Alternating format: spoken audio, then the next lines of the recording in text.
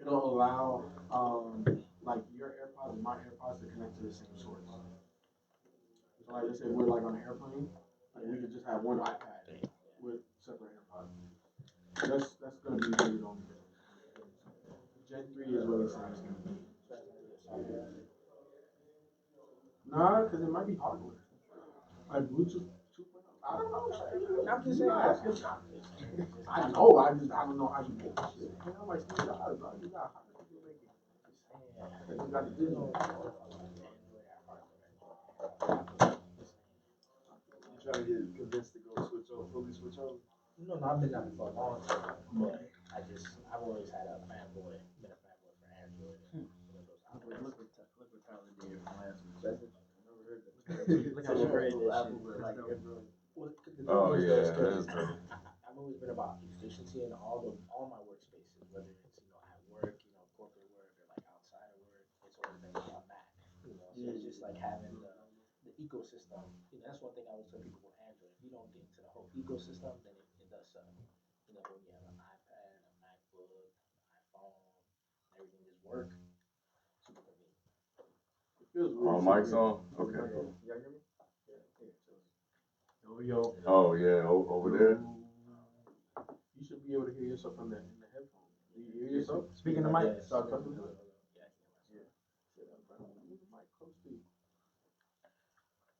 Feels weird sitting in mic seat. Yeah, we got all asses in the seats today, don't we? Shit. Yeah, we do. Damn. All right, y'all ready? Yep. All right. What's this live on? Facebook page. Okay. Yeah. Do Dead Sports got a Twitch now? I don't think so. That'd be perfect for that. Yeah, it would.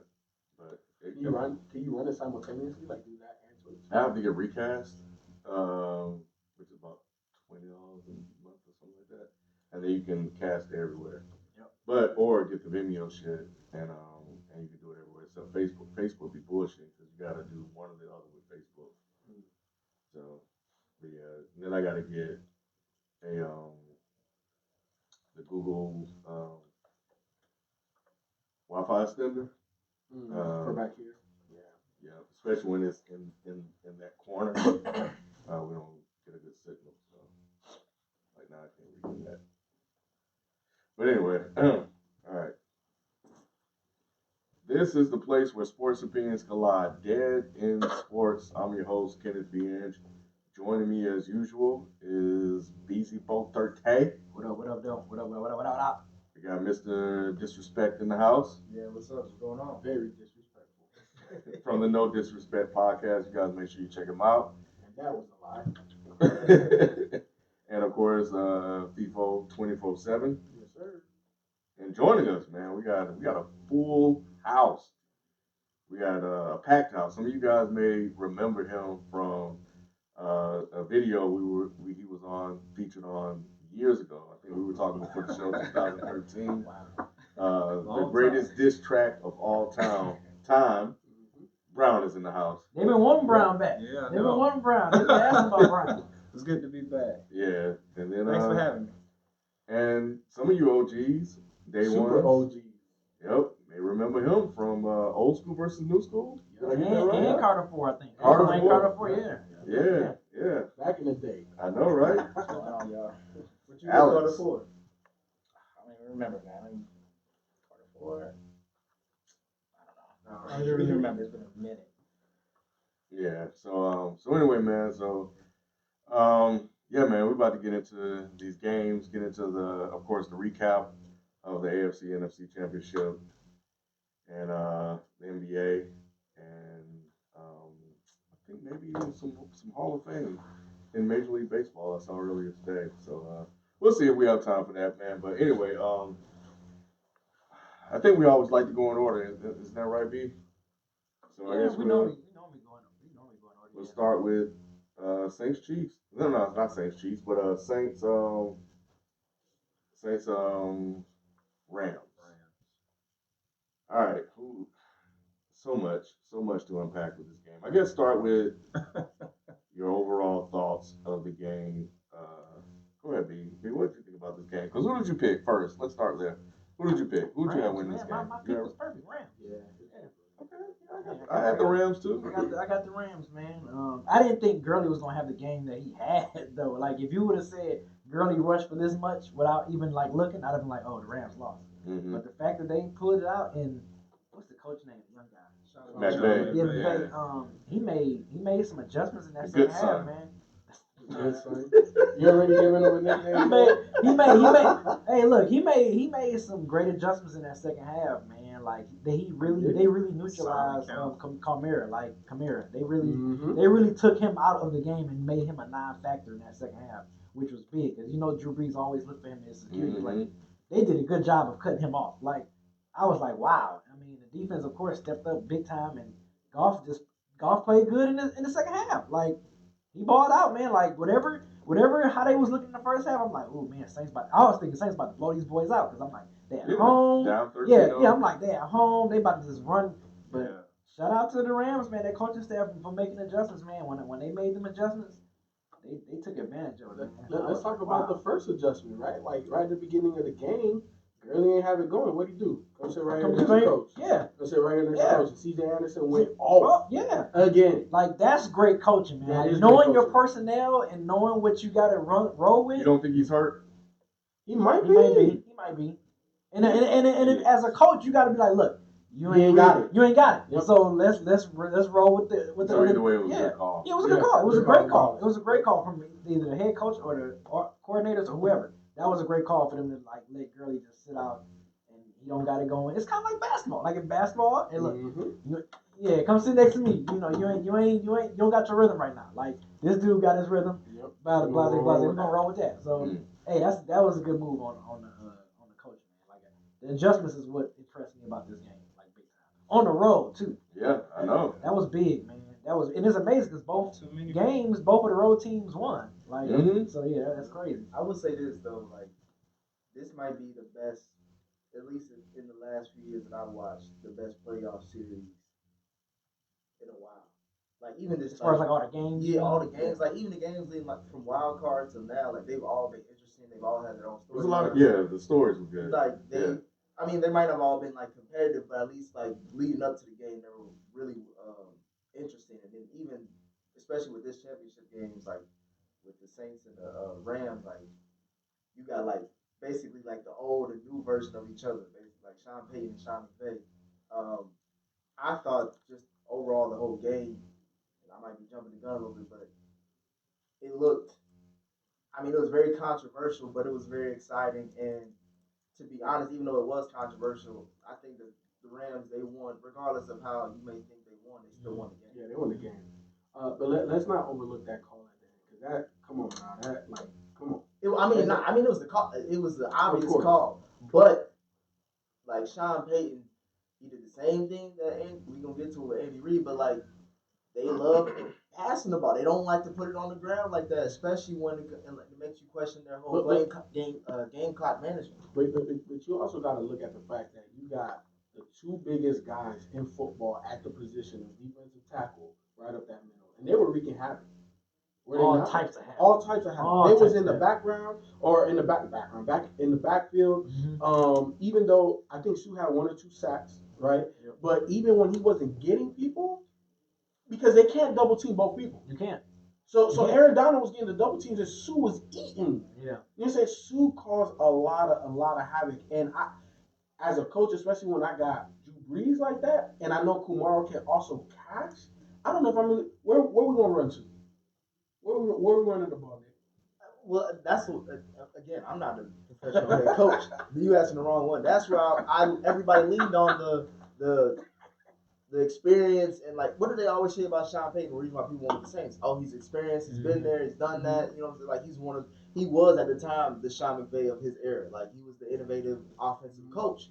And it's like I think he still is. Yeah, he's still. No, I'm not saying he's not, but I'm just saying where was that adjust? Like. You got here by doing what 50-50 running, passing. Like you had Michael Thomas and you had the 2 backs Like y'all were the standard as far as how to have a balanced offense, and then you, especially leading to the end of the game where it's about clock management, y'all was up. Like they gave up. Didn't they give up like a 13-point lead? Yeah, they were. They So did. it's just like, so then how do you fumble that? Like you talked about having two obviously defensive studs on the front line, but you still was up 13. But you know what? That game turned when it was possession where the Saints had the ball. They were getting ready to march down the field, and Sue got, I think, 2 sacks on that drive, and neutralized it. And then I think Aaron Donald got in there for one. And then at that point, that's when you started to see the Rams defense started to take control of the game and do what they were paid to do. And then at that point, they had to punt the ball away, and I can't remember exactly what point in the game it was, but all I know, it was enough to stop them from going down the field to give them a chance to score before half. And next thing you know, it's a 13-10 game at halftime. You know, so momentum. Yeah, it was. Who did you have winning, Browne? No, I thought that the Rams was gonna win for 2 reasons. One, the Rams don't have a viable number 2. And the number 1 that they do have, he's not really fast. I know that they do have the guy from Ohio State to take the top off of the backfield, but Sean Payton went into this game handicapped, even though he had the home field advantage, but not a viable tight end. And Michael Thomas, which Akeem Talib can take him away, and so it's only a matter of time before the game plan. They just start taking stuff away. And one thing that you all didn't mention was Wade Phillips. Remember what Wade Phillips did to Cam Newton in the Super Bowl 3 years ago, where he just made Cam look pretty pedestrian. Yeah. Now I will say this, that Wade Phillips, I think that he's probably the second defensive coordinator behind Bill Belichick that I would want to quarterback my defense, and they just started taking stuff away, and it was just only a matter of time. It wasn't about I just say this, it wasn't about the little pass interference call. I just think that that game was tailor-made for the Rams to win, and they pulled it out. And it's crazy because on that call, he could have picked that bad boy off. Yep. Like That's what everybody was saying. When he was looking up, like, because he timed the route perfect. Like as he wasn't paying attention. Yeah, because if he didn't pay attention, he could have been like, I think in his mind he was like, I have to stop it. I got to stop it regardless. But he could have. And the thing is, like, and that call. So if you're gonna talk about the call, like that call wasn't bang bang. It was actually 2 calls in one. He could have got it from. Well, let's get to the call in a second. Who did you have winning the game, Alex? I had the Rams. Okay. Yeah. All right. So. Everybody go to the Rams. All right. Well, so these. Yeah. I mean, the Saints won it. All right, they just what? Wait, you said what is it? They won in my reality. Section 17.2 in the rule book is you Michael Thomas.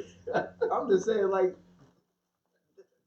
how do you miss it? Like, I don't know how do you miss it, especially at that point. Swallowing the whistle, staying out of the game. No. This basketball. No. They went basketball. You can't do that. They missed that call. I tell you, they missed that call because they had a bowl of gumbo. That DB, what he say?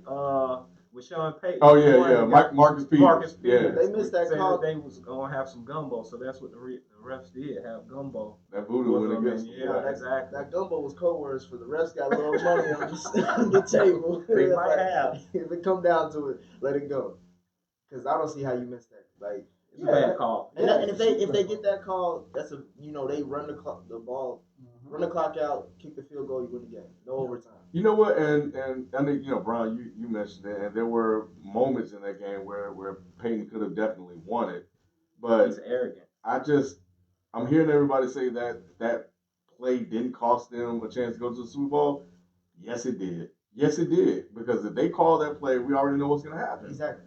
Granted they got to make the field goal, but if that play is called correctly, they are going to. The percentages are in your favor. Right, like when we talking about a game of inches and clock management and field position and all of that, you're more in position to win the game, and the percentages to hit that type of field goal, because you're talking about it's a chip shot. That's even closer than an extra point now, right? Like you should make that, right? I would say if I'm a head coach, I'm looking at that with about an 85 to 95% certainty to make that, and you win the game. You go to the Super Bowl, so. You're 100% right, Ken, because that was obviously the biggest call of the night that was not made. But The Saints scored 13 points in the first quarter, and how many did they score in the final 3 quarters? They played a conservative game plan. More. They didn't have the I guess requisite weapons to deal with that Rams defense. I think that Sean Payton, if he would have had a viable tight end and a number 2, I don't know, it was just easy for Wade Phillips. That game plan was easy, and you see that they started taking stuff away as soon as they jumped out to that. Well, and nerves played a factor, right? All of them NFC really Championship. Yeah. I think that when I saw the report that Ben Watson was going to be out, I saw Skip tweet say like, I don't like this game. I'll switch my pick if the Rams win. Like, because he said they don't have if you look at the Saints offense, it's really limited. It's just that everybody is just exceptional at their position. And if we be real, they haven't been the same since the Dallas game. Was it the Dallas game? Yeah, it was the Dallas game. That's when they looked pedestrian. It was like a chink in their armor, and it just got exposed ever since then. Well, you just see, I've never especially the way the game started. Breeze was tap dancing all over. He saw the defenders coming in, and you know how Breeze is. I've never seen him like this, but he just be throwing it trying to throw it to the ground, and then he just looked rattled, and then I guess he got his composure throughout the game, but you could still tell that he was kind of looking like Aaron Donald's and Sue, he was just waiting for that pressure.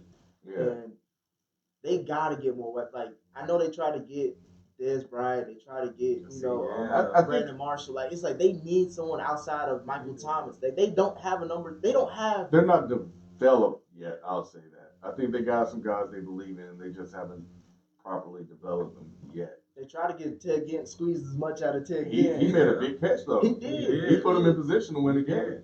So the Saints, they did everything they needed to do to win the game. The refs didn't do their part to make sure that they win the game. And then if you go into OT and you got the ball, and then Breeze just chunked it up there, and again it speaks to that pressure that you were talking about. So he didn't want any of those problems.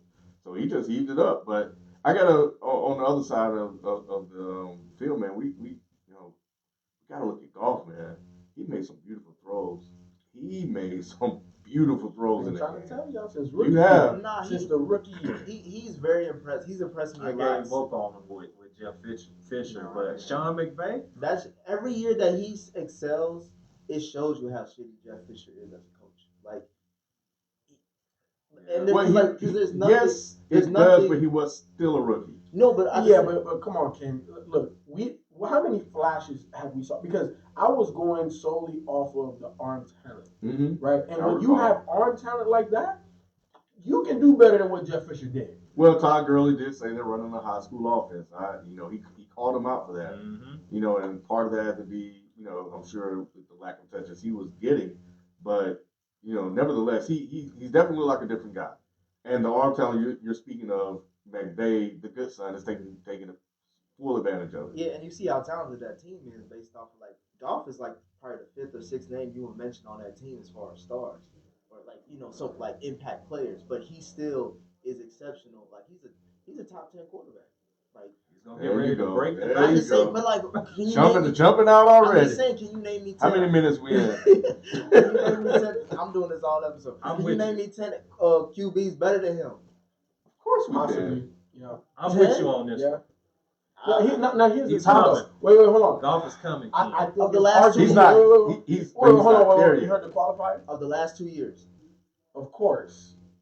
You're I mean, guaranteeing. But you're guaranteeing top 10. If you would have said top 3 in the last 2 years, then you had, it's more. I don't even know if it's top 10 in the last 2 years. He would have been an MVP this year. He was in the running for the MVP. Goff? Goff was. It was between. That's why I said Goff. Especially and after Goff that and Minnesota Gurley. game, the way they threw that ball all across the field on that vaunted Minnesota defense. Yeah. Goff was in that It was MVP, hot.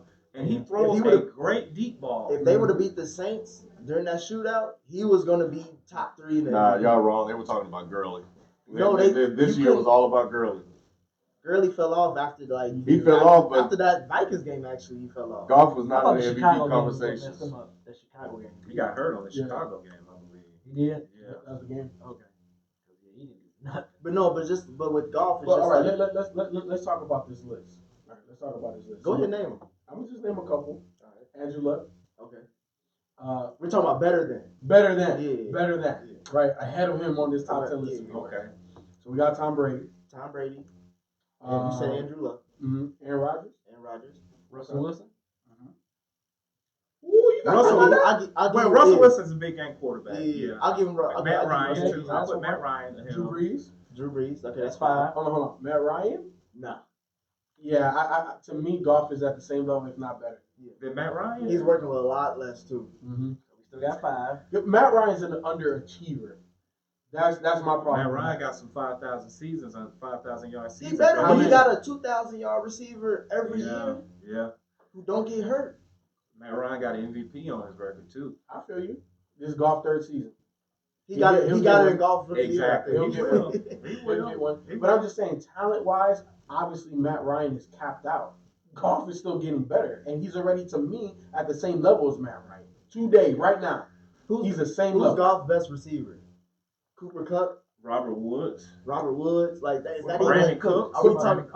Are those Put even Julio top on that 15? spot. See what happens. Yeah. I mean, Are those even, the receivers you mentioned? Are they even top 15? Top 12? they're good for that system. That's why that just speaks to how good Sean McVay is as an offensive You stop that genius. Breeze. So We got Breeze. Not Matthew Stafford. Not him. No. Yeah. Big Cam? Big Ben? I wouldn't put Cam over Goff. I would. Big Ben? Yeah. Not right now. Not Too today. mistake prone. Not today. Carson Wentz, Nick Foles, 1 and 2. Nope. Nah. Deshaun? Yes. No way. Nah, Deshaun Watson? Yeah. Hey, y'all way. bugging, Oh, man. man. It's No close, way. but I would. It's Over pretty, Jared Goff? it's pretty close. Absolutely. It's close. Throwing the It's football. I'm Y'all not- would put Jimmy G? Deshaun Watson. We haven't seen enough of Jimmy. Yeah, exactly. Jimmy, We I need a was larger just- sample. I'm And gonna on top of that, Goff has benefited from a good coach. I don't see a McVay over there on the Houston Texas sideline, and he's still doing Bill what he's O'Brien doing. is So when I offensive called genius Bill too now. when I called Bill O'Brien out earlier, y'all was giving me flack, but now you gonna say he ain't got it. In comparison to what McVay has done. We just talking about quarterbacks. I know. That's So he might But be a Bill top 10. 'Cause we still O'Brien- at 5. We Yeah. still at 5. He I might would put him be there. he might be top 8. Dak? You gonna put that? No, Yeah. not gonna put Dak. I'm just I throwing the know, name I out know. there. Not I'm gonna just put throwing the Dak. No The Kirk Red Rising? Cousins. No Kirk Cousins. Leave Andy alone. Mahomes. Mahomes better than him, bro. I don't Okay, Yeah, think- Mahomes, we that's got 6. Hey, Mahomes better. yeah. Phillip Rivers. I would say Phillip Rivers too. Yeah, only because he I'm has cool the on Phillip. longevity. Nope. But I would put like Phillip at 10 because he's still performing. He's So we- still, so he's we still got- getting You up. all We got considering 6. body of work or just looking at the Last I said year. last 2 Last years. 2 last 2 years? He's Okay. still up there. I'm not giving So it. Big think Ben so. got to be in there too. No Big Ben way. is- Big Ben ain't make the playoffs this year. We're not talking about that. And the There- record- every- That's a part of the 2 years. Did Aaron Rodgers make the playoffs? No. Okay, then what you just said don't matter. No, but Big Ben. You can't apply it to one and not the other. no, but Aaron Rodgers, as far as the last 2 seasons, He wasn't that great this year if we look No. at it. Come on now. Big Ben was look, better than look, I'm Rodgers saying, this but year. look at what Aaron Rodgers is working with compared to Big Ben. Big Oh, Ben so made a now, lot of you mistakes, you wanted to disqualify that when No. I brought up Bill O'Brien versus Sean Bro, McVay. you was talking Goff about is coaches. I top was talking 10. about teams. Goff is top 10. I'm looking at the NFL teams. Yeah, he's top 10. He's top 10. He's not top Put him 10. He's there. top 10. He's top 8. He's top He 10. just He's won not the top league. He's 8. top 8. He's He's No, not top no. I think Mr. Disrespect definitely has a point because Yeah. I'm thinking Yeah, of yeah. all of the other teams. Yeah. They all have Look like at- rookie rookie James quarterbacks. Winston. No, hey. Yeah. We're not putting No. that He eating together. arrows. Right. He eating arrows. No. L-shaped no. lobsters. No. Keep the W. Wow. Yeah, I guess he is. Yeah, he is top 10. But I'm just saying, but like, I look how easy it is to dismiss him. Like, he's nothing really sexy about him. Like, he don't. He's coming. But he. He's coming. No, I'm just saying, like, as far as like, he's not the first quarterback you mentioned. Like, oh, I want to play. I will play for him. Like, I want to. He brings confidence to a team. But you have to establish that because obviously Carson Wentz has had a really good first couple of years. Obviously he's been injury prone, and he was injury prone in college, so that's part of the Wentz factor. However, Goff was when like number 1 healthy, pick though, wasn't he? he wasn't number 1 pick. Yeah. But when Wentz is healthy, he look damn good. You know what I'm Would have saying? been MVP last year if it wasn't for him tearing his knee up. I think y'all bugging, but okay. All right. What's That's what- going on that's with what- golf? Why don't you like That's what golf? he say when he loses Big the argument. Why don't you like golf? It's not that I just don't. I just think that other quarterbacks are there already. You know, the Matt Ryans, the Cam Newtons, the Big Ben, the Phillip Rivers. Goff is still building up his resume. I don't know if he's ready Got yet. some playoff wins. Carson Wentz. I would take Carson Wentz over Goff. I don't know about that. You know why? Because you know me, right? Like I feel like I'm an evaluator of talent. When I break down their game, Carson Wentz. I think Jared Goff has like a top 3 arm in the league, top 3, top 4 arm in the league. And Wentz don't. Deep ball, especially. It's better than Wentz. His arm is better than Wentz. Yeah, he does. And everything, accuracy, velocity, deep accuracy. Goff has him on everything. The best thrower of the football right now in the game is Mahomes. Carson Wentz was an MVP candidate last year before he got busted up. Boy, he tore up his knee. But and every single talent. I'm giving you that, and that's why I said Carson Wentz is up there too when healthy. I'm giving him all the credit in the world. I'm just saying with what makes a quarterback special, he's not more special than Goff. I don't know. Goff's arm is way more special than Carson Wentz's arm. I think Carson Wentz is a little bit more special than Goff. Nah, not arm wise. Because number he one, he got better legs than him. He didn't need a coach to come in and save his career. He has a system too. Yeah, he's got a system. You saying that like that's a bad we don't expect quarterbacks to have a coach to go with them. Like what is Tom Brady without I'm just Belichick? saying because in the first year we said that Goff was a bust, and we weren't saying that about Carson Wentz at all. A lot of people, because Big Ken, Goff was so horrible, we forgot Wentz was 6-10 or maybe even less at it. Wentz started out with a winning record, and then they fell apart. Yeah, exactly. So people at Philly wasn't like over the top, over the moon about Wentz. He was just all right. We'll wait till next year because the first year he started off. They saw the flashes. Yeah, they were like what they saw was enough for them. And then next year he was MVP. And then this year coaching mean a lot in the NFL. That's what I'm saying. It does. And I don't disrespect anybody. And here's the thing: you can't tell me any of the greatest quarterbacks to ever perform at the NFL at the highest levels that didn't have a competent coach at their level or above what that quarterback is. There hasn't been one. I guess maybe Dan Marino, maybe, right? Yeah, he still has Shula for like a year. And that was it. He only had Yeah, that was it. Why do I think he was? I thought he coached longer than that. I thought Shula was there longer than I did too. I mean, for Dan Marino. For Dan Marino, yeah. Okay, fine. More than Shula, 3. Yeah, because Dan Marino was drafted in '84. Shula didn't stop coaching until like the early '90s when was it Jimmy Johnson came down there? But Don Shula. I pull that up. I'm looking at it right now. Okay. Shula was there for I'm like looking at 6, it 7 now. Don years. Shula was the Miami Dolphins head coach from 1970 to 1995. 95, yeah, exactly. So 11 years. He was there for 11 years. I'll take that back. He had a Hall of Fame coach. But that just drives home my point. Name me an all-time great quarterback that didn't have Joe Montana, Bill Walsh. Exactly. John Elway. What's his name? Shanahan. Andy Dalton, Marvin Lewis. But Sean Payton, Drew Brees, Tom Brady, Bill Belichick. Exactly. Yeah. You know what I'm saying? Like they just have Ken. Big Ben. Ben Wasn't Steve McNair good quarterback when he was playing? Different era. Yeah. I'm just saying. What made you great back then isn't what would make a quarterback great now. The intangibles were different. We're moving the goalposts. We're changing the rules. What about we're not changing the rules? You are. Who Warren Moon had coaching him? Bill. How about John Harbaugh? How about John Harbaugh? He wasn't that nice. You talking about John Harbaugh, Joe Flacco? Yeah. Oh hell no. Flacco. Is he great though? Yeah, I think people mean like the greatest quarterbacks. They all had a head coach or a coach that's right at their level or better than them. So you saying McNair wasn't balling under Jeff Fisher? I'm saying he was okay. You know what? But Ken, it was a different era of football. Would you agree with that? Of course, it was a different era, but it wasn't that much off from Don Shula, Dan Marino. But Fisher was great for his time, though. Oh, so now that's what it is. But was he not? Did he not? Did he not take the Houston Oilers to the Tennessee Titans and win games? That Fisher offense was predicated on running because they had Eddie George, and then they had Wycheck as the tight end. And they had a good defense. They had a good. Fisher teams always had. Javon Curse. You remember he was like the first freak. Yeah. Mm-hmm.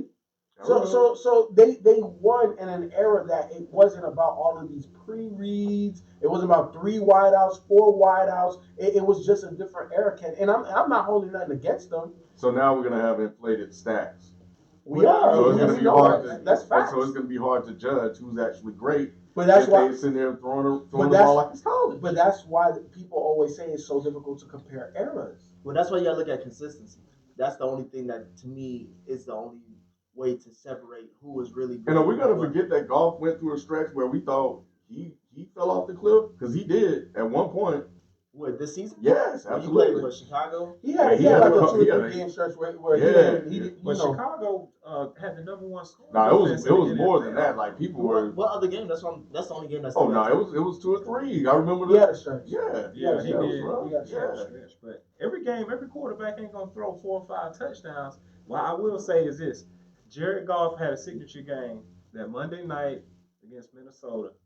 He threw 6 touchdown passes. I think he threw 6 touchdown passes. And if you look at the trajectory of his deep balls, he catching receivers in stride. Yep.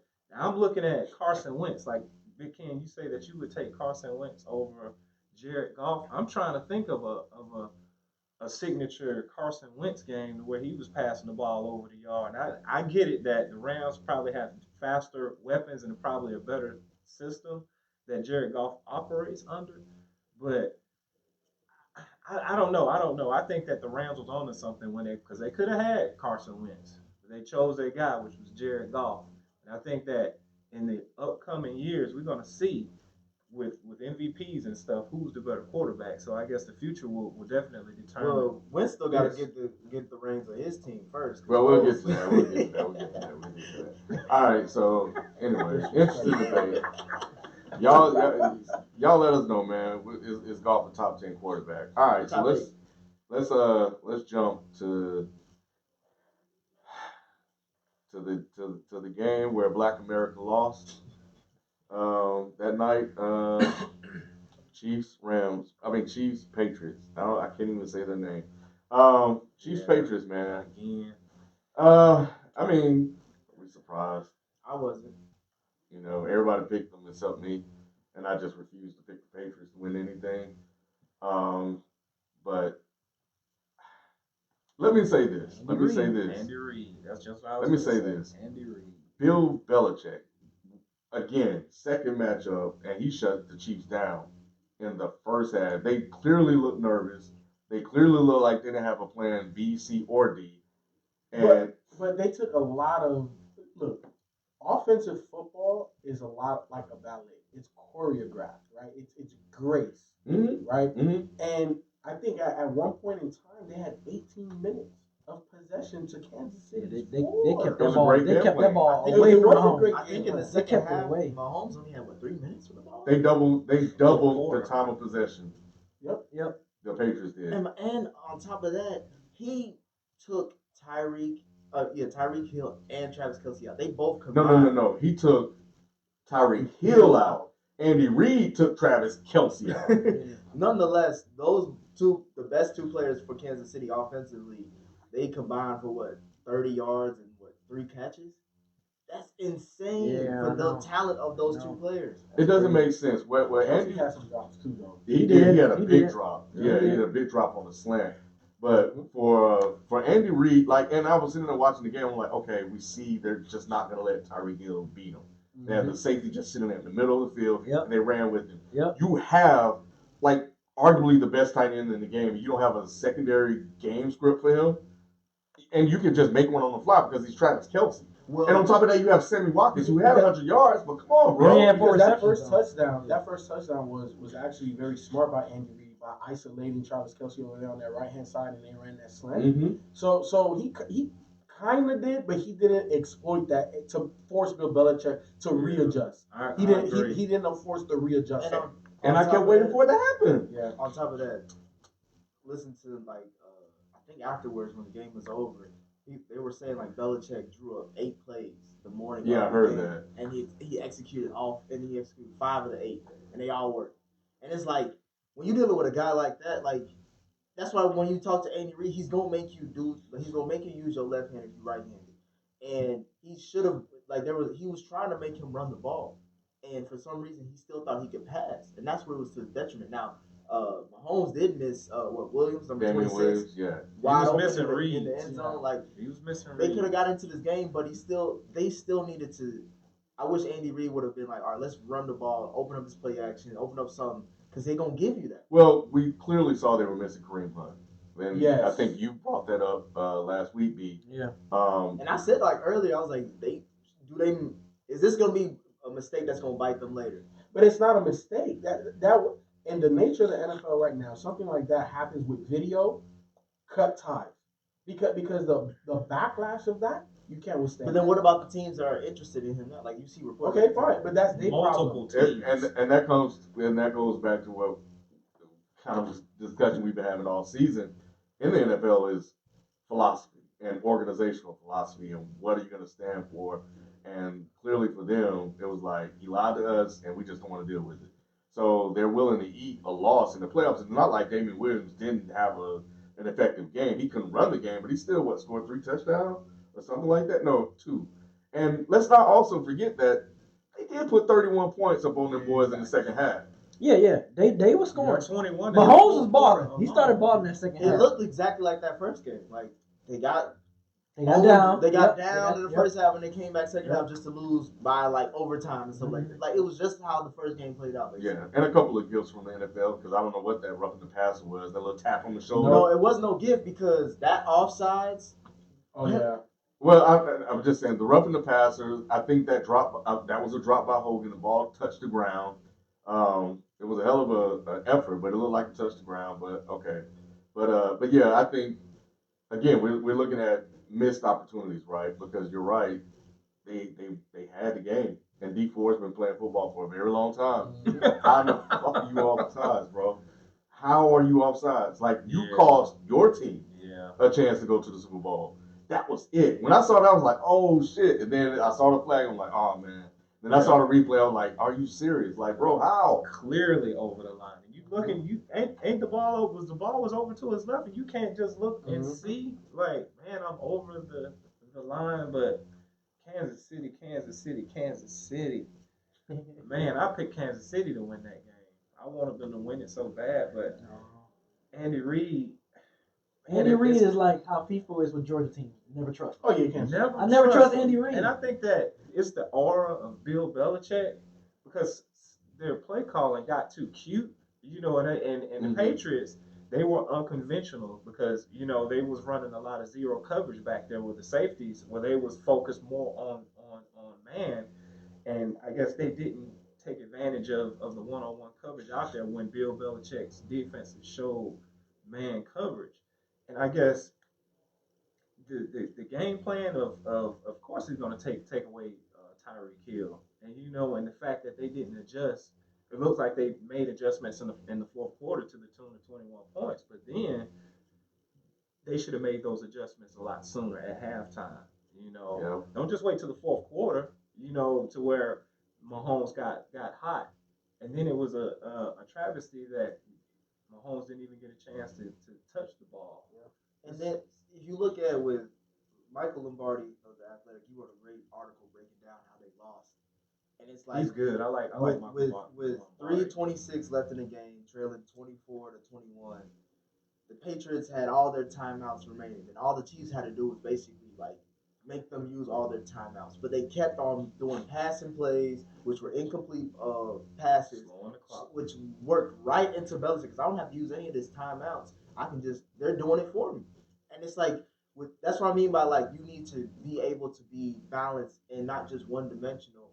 And even though you don't have a Kareem Hunt, you still have a good offensive line. You can still get some push. The defense didn't show up either. I'm sorry to cut you No, off. you're right, because that was my second point, because if you look at those conversions that the Pats were doing, it was like, 3rd and 9, 3rd and 10. 3rd and 10. And it's like, I think they had almost like 3 of them in a row. And it's like, y'all, you can't give up those plays. You No, got to get off the field. Yeah, you got to get off. What was their main thing that they could hold their hat up to as far as their defense? Yeah, the third down. Third They down. lived on third downs.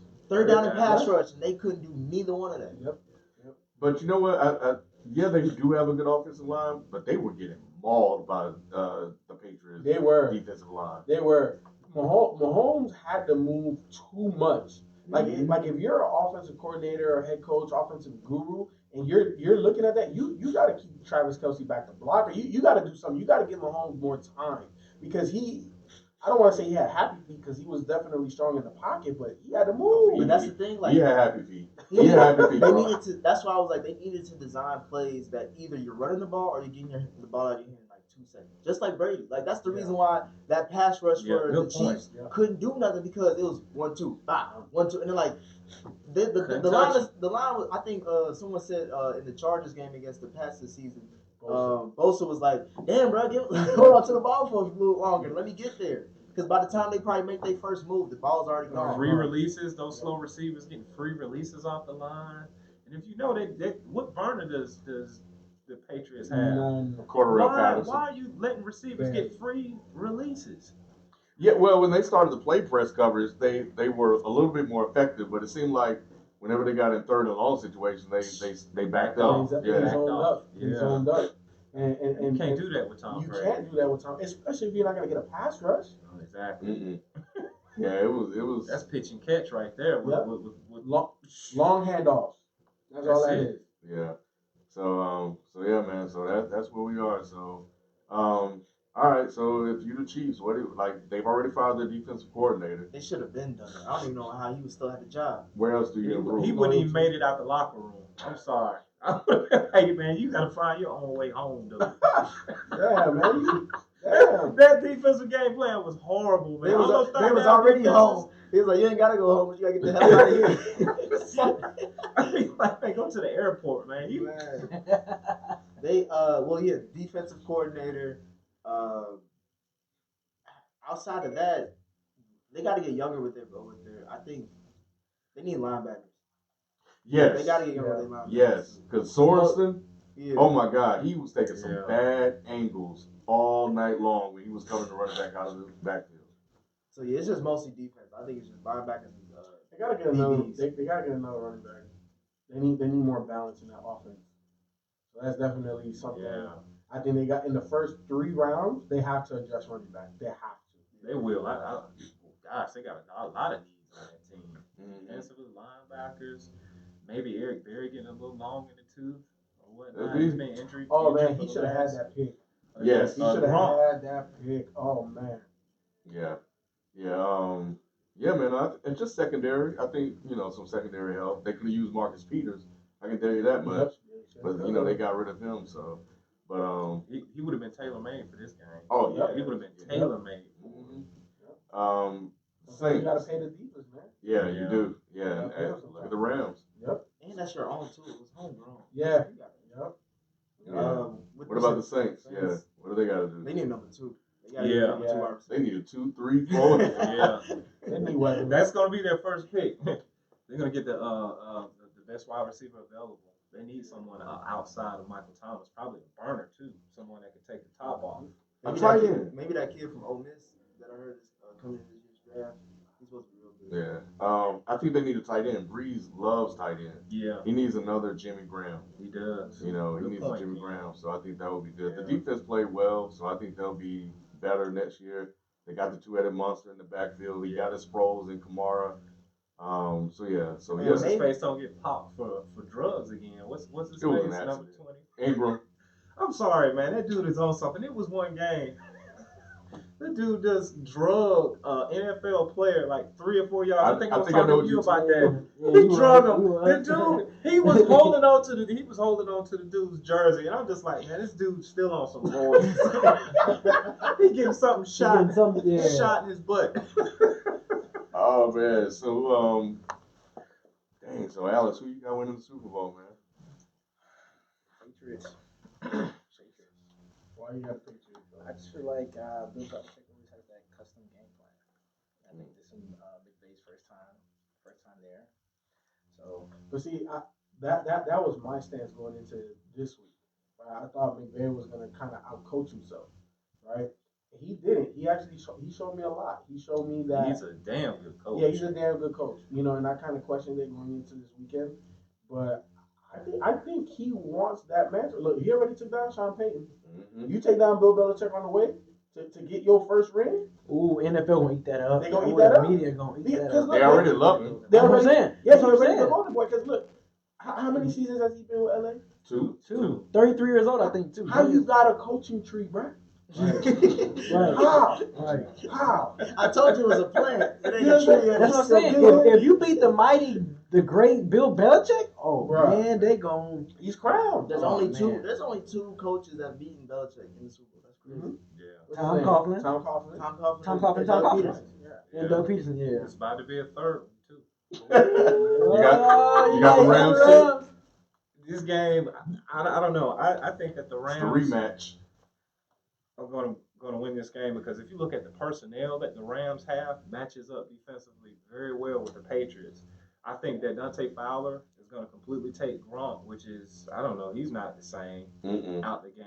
You got Wade Phillips, who Bill Belichick is proven to have trouble with on offense. I think that those receivers are not going to get free releases. Nope. When you have to stop the Patriots, you have to stop Julian Edelman.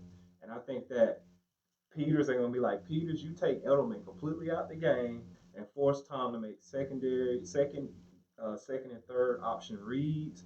I think that Jared Goff has a breakoff game, and I think that the Rams win maybe by 7+ points. Really? I'm calling it. I'm going with the Pats, unfortunately. Just for the fact that this whole time we've been saying the other team, they got the best person, they got better personnel, and it's like that does not work, especially with the way, again, they got Aaron Donald, Sue, they got Peters to lead. He still gets that ball out of his hands in 2 seconds. He's faced this gets to a point where it's just like you have to just press. And here's the thing, right? Like to try to get pressure on Tom Brady because he gets the ball, it's not going to be from the edge. You got to get him up the gut. And I'm 100% with Browne because they don't have to get those edge rushers. They can get that pressure right up the gut, move Tom Brady. Tom Brady's gonna have to move in this game. He's not gonna be able to stay there. He's not gonna be able to get passes off that quick because they're gonna put a key to lead man up in your grill. I know what you just ate right before you came out here. Oh, matter of fact, you didn't even eat. You had one of them Gatorade chews, bro. I can smell that right here. You know what I'm saying? Like he's gonna be all up in his grill. Marcus Peters can play off the second wide receiver, right? The way he likes to play, right? And jump these short routes that they always run. Gronk is gonna be key for the Patriots if they're gonna have anything, right? Because I disagree. I think it's Sony Michel and James White. Well, those have been the two players, the running backs. Basically. No, I agree. But the only reason why I didn't mention them is because I think that exactly that's going to be neutralized. They're not going to be able to run. No, I'm not talking about running. I'm talking about in the passing game. While to leave Peters are worried about the receivers, you're gonna have to like what linebackers on the Rams are as quick as either one of those. I like Fowler.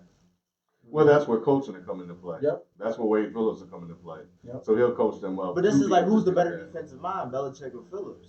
Wade Phillips is up there, bro. Yeah, I'm not saying he's not bad. I'm not saying he's horrible. I'm just saying who's better though. I think they're comparable. But exactly, and look, and it's any given Sunday. Like just because you might be better than me doesn't mean you can beat me.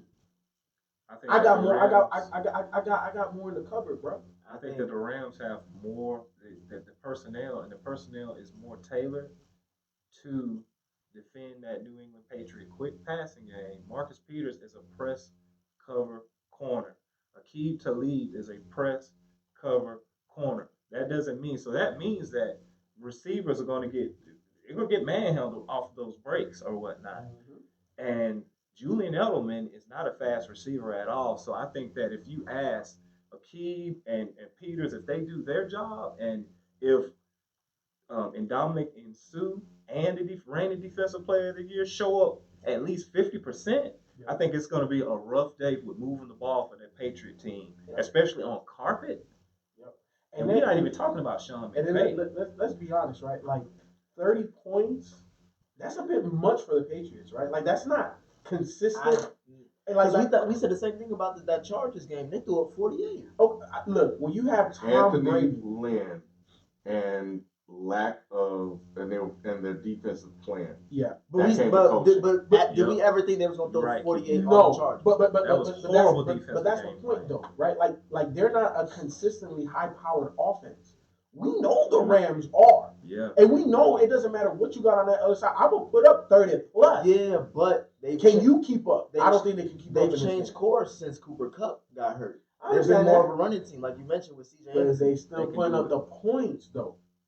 Against Belichick? I can't see them throwing a All- 30 against Belichick. All I'm saying is, you know how Belichick likes to take You away didn't see it that last year main either. thing? You didn't see it The last year either. They Rams put still 41 got on other them. options. The Rams still got other options. And then we still haven't seen Gurley in the playoffs. He's a great player. He may be hurt. If he's hurt, then I'm not expecting nothing. You hurt, stay on the sideline. It is what it is. CJ Anderson's fresh right now. Let him do it. But if he's not hurt and he's just been a little tweaked, and Sean McVay has been able to save his guy for this moment, Yeah. come on, man. And think about this, Ralph.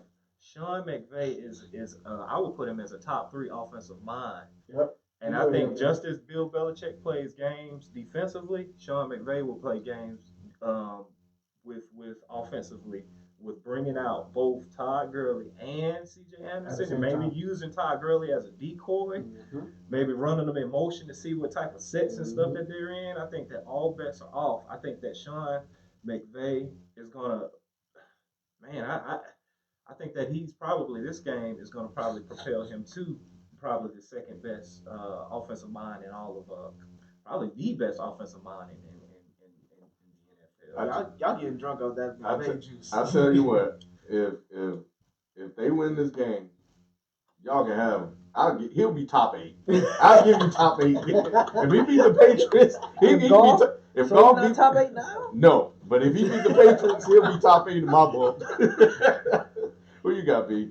I don't see Patriots going back to back and losing 2 Super Bowls in a row, so I'm just going with the Patriots. I think. Be with that old man was. I just don't see it, man. I don't see them going back to the Nets again, losing this Super Bowl after them losing last year. I just think they're gonna win this, and they're gonna go down this, as me and Nick discussed yesterday, is probably the greatest franchise in team sports history. Let me ask you this, B, since you can't see it happening. If it does happen, how does that change anything for Tom Brady and the dynasty at all? No, because NFL is tough. Dude. You gotta think, man. There's teams that haven't even sniffed the playoffs, let alone the Super Bowl. This man went to in the last 18 years. This man went to Super Bowl 9 times, dude. That's crazy. That's tough in football with injuries and your body's breaking down. And look at the personnel they didn't have. You know what I'm saying? It's not like they had the same consistent type of players or whatever. But it goes back to what we talked about, having a great coach. Of course. You know what I'm saying? Is that more impressive than LeBron's run to the finals? Hell yeah. Mm-mm. Hell yeah. Ooh. What competition? Don't even go competition. The least ranked conference. What competition? AFC. Look at what. No, I'm just talking about the playoffs. We're talking about playoffs. Oh no, you can't do that. No, you can't do that. talking about- We're talking about the Super Bowls though. I thought that's the discussion. No, you can't discredit the regular season, bro. The regular season don't mean a damn thing. When does the regular season ever matter when it comes to when we talking about? Because your path is easy to get to the playoffs because you face no competition in the regular season. In the NFL playoffs compared to the NBA playoffs, which one is more competitive? It's easier because you only have to win 2 games, number one, and if you get a bye week, which the Patriots tend to do because they have a weak division, it becomes a lot easier because they're playing at home. In this season, they beat the Chiefs. They beat the Chiefs twice. They beat the Chiefs twice. Who else did they? They played good teams. They beat a rookie quarterback. It's the second They year. lost to first year Pittsburgh starter. this year. Tom Brady looked very ordinary. They lost to Miami. Tom Brady They is beat not, Chicago. this is not the same Tom Brady. This is playoff time. And we know that the greatest can pull from beat down and give you these spectacular performances. And that's what we're seeing. Wade is going to get some hands on him. I'm telling you. He's going to get some hands on him. But Did you all see that Cam Newton Super Bowl? Cam Newton was running for his life out there. I don't care if even if they had Von Miller or whatnot. Tom Brady, which is a pocket passer, will be running for his life against Wade defense. Well, that's the only way they got hope to win it. But as far as you're gonna get him off his spot. Comparing this Patriots run to LeBron's run, it's just like LeBron. Man, he took a butcher, a baker, and a candlestick, made it to the finals twice. Like, come on, like what Brady is doing against that competition every year in, year out. To go 9 times, it's a Super Bowl. But remember LeBron's NFL run. is hard cap. It is, but remember LeBron's run, right? Like how many straight finals has he been? 8. 8. I thought it was 8. Since Fine. from Yeah, you're right. He's 2010, 3-9. 3-9, so he was 8. 3 and 6. Straight So times. 8 straight Right. times. And we're talking about more games, right? More things to happen in the playoffs. And I would say that he's had less coaching than Tom Brady has had, right? Could you say that the rosters have been relatively equal where he doesn't really have that other guy? Some years, right? But when they had a healthy Kyrie and K-Love, that was by far the best team that they had. His best years would be when he's with All-Stars. Who? LeBron. What do you mean his best? Every year is his best year. No, I'm saying like his best years as far as like championship runs, windows, has been with All-Stars. It's not like he was by himself. It's only Last year one time. was statistically his best year, and he didn't have nobody. He didn't have anybody. Yeah. But like the bulk of his championship, like when he's with the Heat, when he the second part of the Cleveland stint, he had multiple All-Stars. And Tom Brady had Randy Moss. That was what 2 And he had Gronk and Aaron Hernandez. It's not like Corey Dillon. Look, exactly. It's not like last year they went to the Super Bowl without Gronk. Look, here's the thing, though. Here's the thing. Tom has never had nobody as great as him. The same way LeBron has never. Beat the LeBron is the best. Jaguars. He hasn't had anybody better than him. However, Tom has had guys. They just haven't been consistent guys because we're talking about the NFL and we're talking about the Patriots. The Patriot way is to get rid of the guy a year too early before a year too late. What Pro Bowler does Tom Brady have now? Currently, but what All-Star player did LeBron have last year? so I still give it to Brady. Here's the thing. You're just a LeBron hater. Skill. Nick Bayless. The NFL so tough, man. That's what I'm saying. Like, Yeah, salary cap too. So I mean, But going to the it's finals luxury 8 tax in the straight NBA. times, bro. It's a lot look at more the stuff result. to happen though. But it's a lot more stuff to happen in basketball than it is football. Football's really one and done, right? So any given Sunday you can win damn near any game. I gotta beat you 4 times. That's what makes The it better tough, team though. usually wins in the NBA, but Exactly, Brown's but- been in the Eastern Conference, a weak Eastern And Conference. he hasn't Same always thing- had the better team. But Brady Yeah. been in the weak AFC East too. though. Exactly. And that's But that's negated that's- when you go to the playoffs because It you're is. facing. not always. Not always. When was it been like a weak AFC as far as getting on the path of the Super Bowl? Like where Brady has faced like a weak team. Oh, he's faced a couple of weak teams. I've looked it up. I looked it up when y'all brought it up. What team? Yeah, I was going to know. Man, I know he's probably faced like one, but like he's faced more than one. I'm talking about like recently. Because you One mentioned of the Jackson. You mentioned Jackson. Jaguars That was the wasn't number one great. defense though. Like he's playing against their defense. Blake Bortles, man. Come on, man. Blake We knew Bortles the threw up He 20 ain't gonna something get you. against He ain't the. gonna take you to the promised land. Blake. Come on, yeah. Yeah. I mean, Blake Bortles beat Their Come on, Pittsburgh. defense bro. was legit though. Their defense was definitely legit, and they were losing at halftime. The thing about this Patriot mystique and everything was the Seattle game. That could have been a loss on their record, and God bless it. Carroll, The though. Atlanta game, 25-3. Now that was a complete debacle. Yep. And then they lost to Philadelphia. So Barely lost too. It wasn't for barely the strip lost. sack. A strip sack. They That did it. lost the Giants twice. Yeah. Those are all close Mhm. games too. Close games. But we'll see how this play out. But let's talk about like their performances in the final, right? Like to me, LeBron and Tom Brady have been relatively equal. You look at LeBron outside of the Dallas series, okay? I give you that. You know, I'm a big LeBron guy, but I can't excuse that. That was inexcusable. I give you that one. If you want to bring that up in the argument. But every other finals, except for the first one too, you're too young. Yeah. You're damn near a high schooler or college player taking a damn grown-ass NBA team to the finals. Outside of those two, his performances have been virtuoso. You can honestly Even say, against the Spurs when they lost by a record margin, look at LeBron's performance. Look at LeBron. Look. he caught a cramp in game one because the air conditioning wasn't on. Hey man, And you talking about a big guy. You hydrated. I'm We're just talking saying, about a Mack truck now. in his people's praise of LeBron, he's mentioned 3 things we got to throw out. I But, know. but here's the thing. Good point. Well, I'm just saying the first one you gotta you can't. I'm you just have saying, to when know that have, one when bit. have you ever looked at Tom Brady in a game, especially when the games that matter, and be like, oh, he had Here's the that. thing though. How long did Tom Brady go to college? What was it, all 4? 3-4 years, right? All I'm saying is that Tom Brady plus did he start when he got into the league? No. Was Tom Brady? Like, oh my God, we gotta get Tom Brady. He the number 1 pick. No, that man was literally the last pick in the draft. LeBron was the number one pick with the most expectation ever out of anybody coming into the league, and he's lived up to that expectation. There was a learning curve that he had to have. He was just that great. He can overcome. I don't think we've seen a player like that. Keep the gum. Oh, sorry. Yeah, that was so good. I was like, what is that? Yeah, because it just started coming on hard. Like, oh, It must be good. He was thinking of his next point. Deep thought too. I'm just chewing and chewing. But LeBron needed a learning curve. LeBron needed to go to Miami and learn how to win from Pat Riley. He needed that. All I'm saying is that Tom Brady kind of had that already with leadership intangibles through college. Also sitting behind Drew Bledsoe. Also having Bill Belichick for his entire career.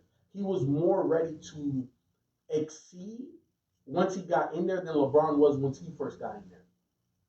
I mean, the way they both started out, one is highly talented that had to learn skill, and one, he's like Tom Brady's just like, not saying he's self-made, but he's worked his way to where he's at. Like, there's nothing about Tom Brady that was gifted to him. But LeBron hasn't. LeBron was. I'm not saying LeBron had. I mean, but he was the number one pick. Like he was expected of a lot of things. Like he was he's been treated like royalty since the age of 15. But think about this. He took an NBA team to the finals in what would have been his college senior year.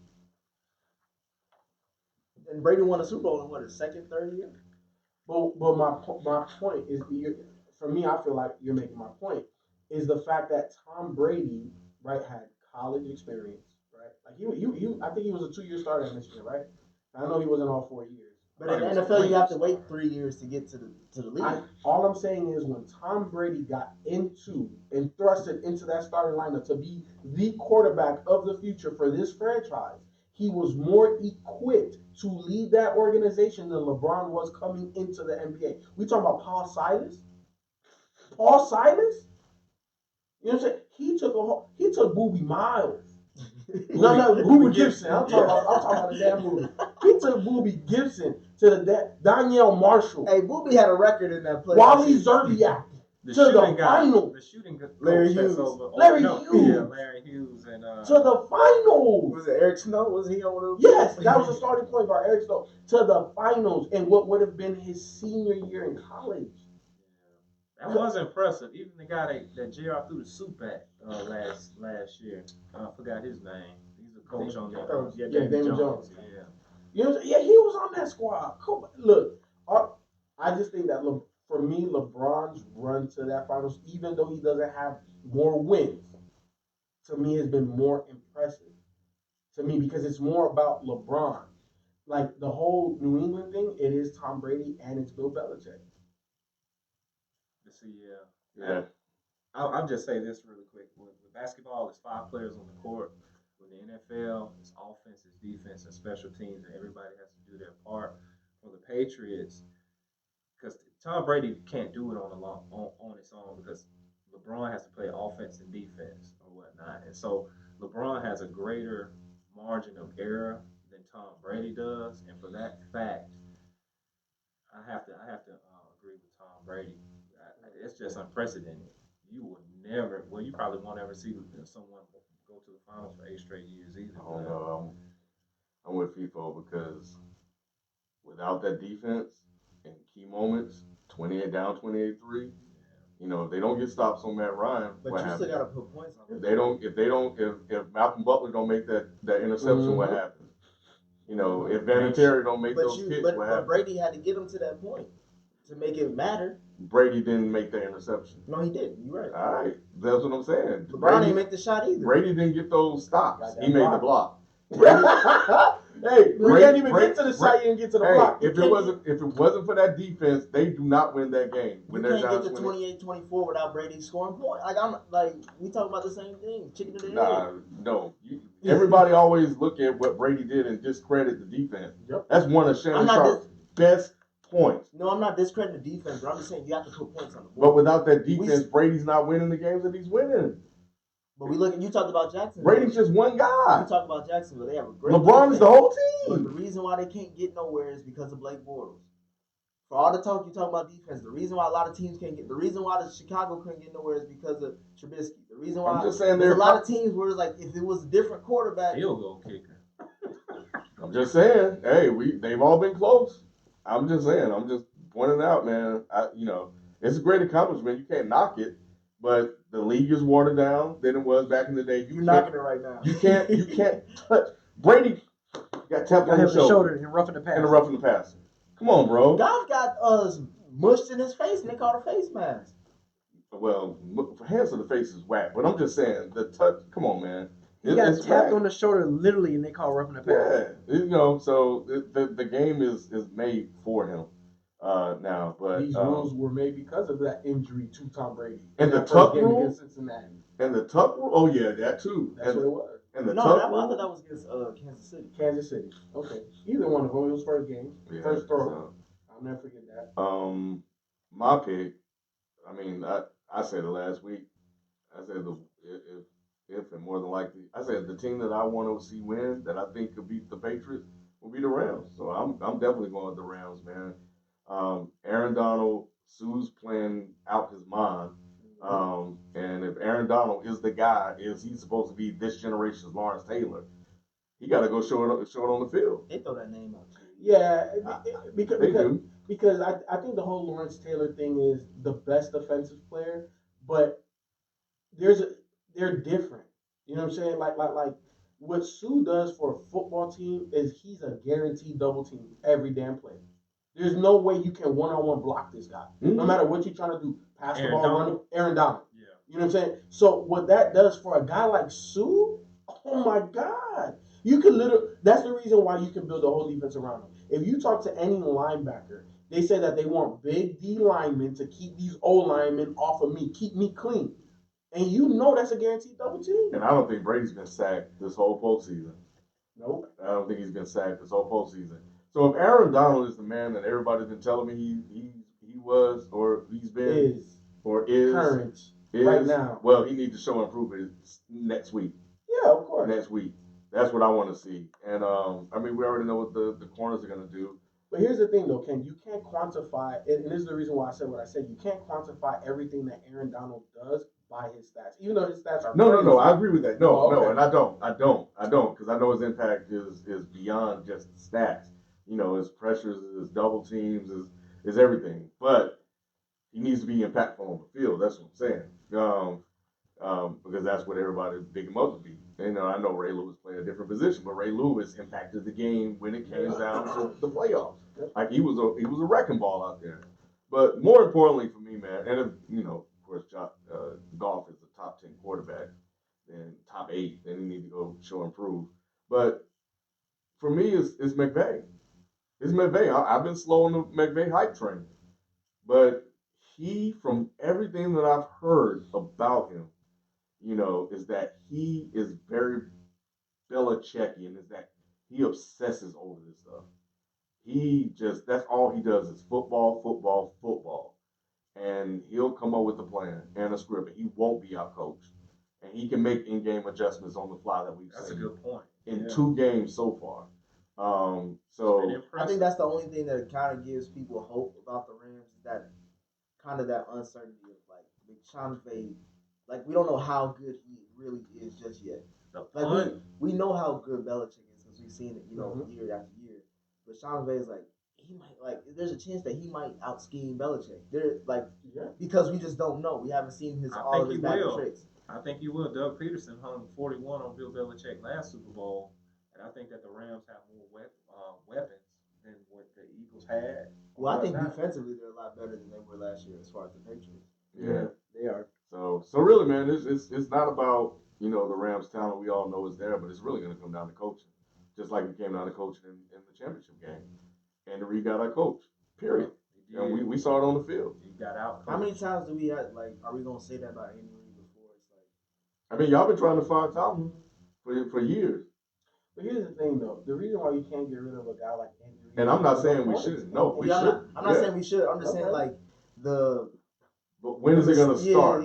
But here's the thing, though. I think Andy Reid. I think we're very fair on what Andy Reid is. I think we don't overrate him. We rate him accordingly. He's not as great as the championship head coaches. He's not a championship coach. He's had plenty of opportunity to prove that, to show that, and he comes up short consistently. But we cannot take away the genius of Andy Reid. We know that if you have a fledgling organization, that he can turn it around. We know that he can pick out a quarterback and groom that guy and get you to NFC or AFC championship games. We know that. We just know that he's not going to get you to the Super Bowl. Well, the odds of him getting to another Super Bowl is going to be slim.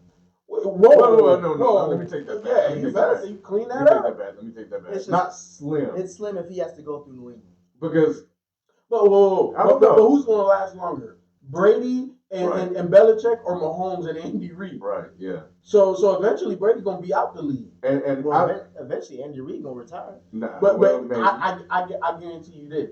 Andy Reid stays in the NFL longer than Tom Brady does. And I bet you that. No, I'm not going to bet that. But I bet you that. I've never really understood. Like, I was totally against them getting rid of Andy Reid in Philadelphia. I didn't understand it. The man went to 5 straight NFC championships, and he played in the Super Bowl. He just overstayed his welcome. You know, It was time for a new voice in that. that's what everybody keeps saying, man. And then they went to shit.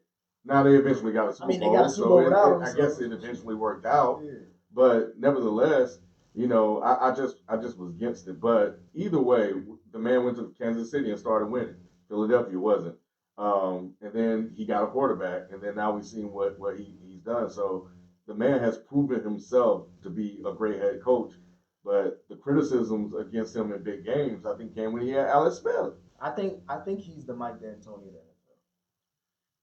Mike D'Antoni played as he coached in the finals? No. I think you know who I think he is? I think he's Larry Browne of the NFL. Because it doesn't matter how jacked up this situation is, as soon as he comes into the building, it's instant credibility, and there's certain principles and values that we're gonna have, and almost overnight, he's gonna get you to at least 500. In year 2, you're gonna be competing already. Yeah. Doesn't matter where you're starting from, he can get you competing by year 2. Yeah, and he beat a Super Bowl winning coach, in the Colts. I mean, that counts for something. But I mean, he went against Belichick, man. Like, that's tough. There's a lot of people that lost to him.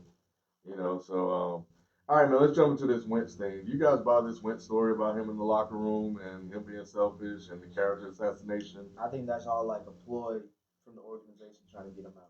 The organization or the players? Well, the players, the ones that matter, stood up for him. So I don't think it's really a player thing. I think it's more some reason to justify if we did move on from Wentz. Even though they've named him the starter going forward.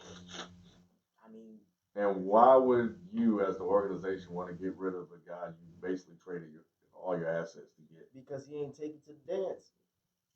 Yes, he did. When? Before he went down. He went down, and then from there it was. Hey, man. We don't know what was. They could have went. They could have went one and done after that. He stacked those chips up, didn't he? He got them wins, didn't he? He didn't get the wins. Nick Foles, hey man, it's just like a relay race, baby.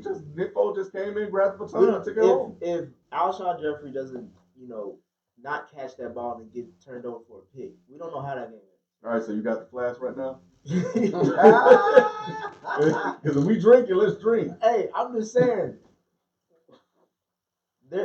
It's a real complex situation when you have the obvious talented quarterback that anybody would pick on any given Sunday. MVP caliber. But there's this quarterback over here who's the more accomplished one.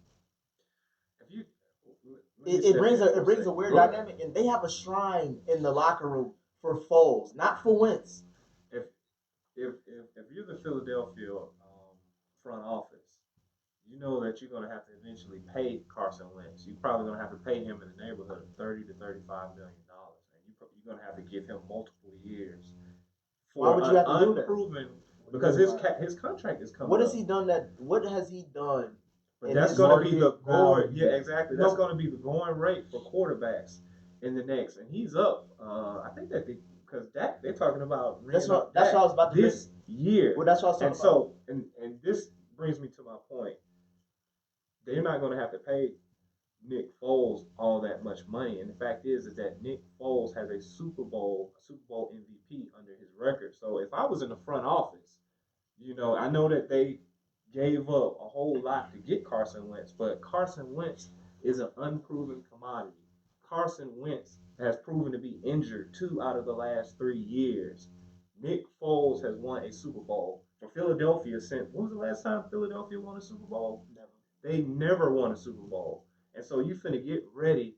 It's gonna be a PR nightmare as soon as next year comes and Carson Wentz starts stinking up the joint, and now there's already rumblings from the locker room, and they just cleaned out. They haven't even cleaned out the lockers. Now there's already rumblings from the locker room saying that he's selfish and all of this other stuff. It doesn't bode well. It doesn't bode well for Carson Wentz. If I was a front office, I'm sorry.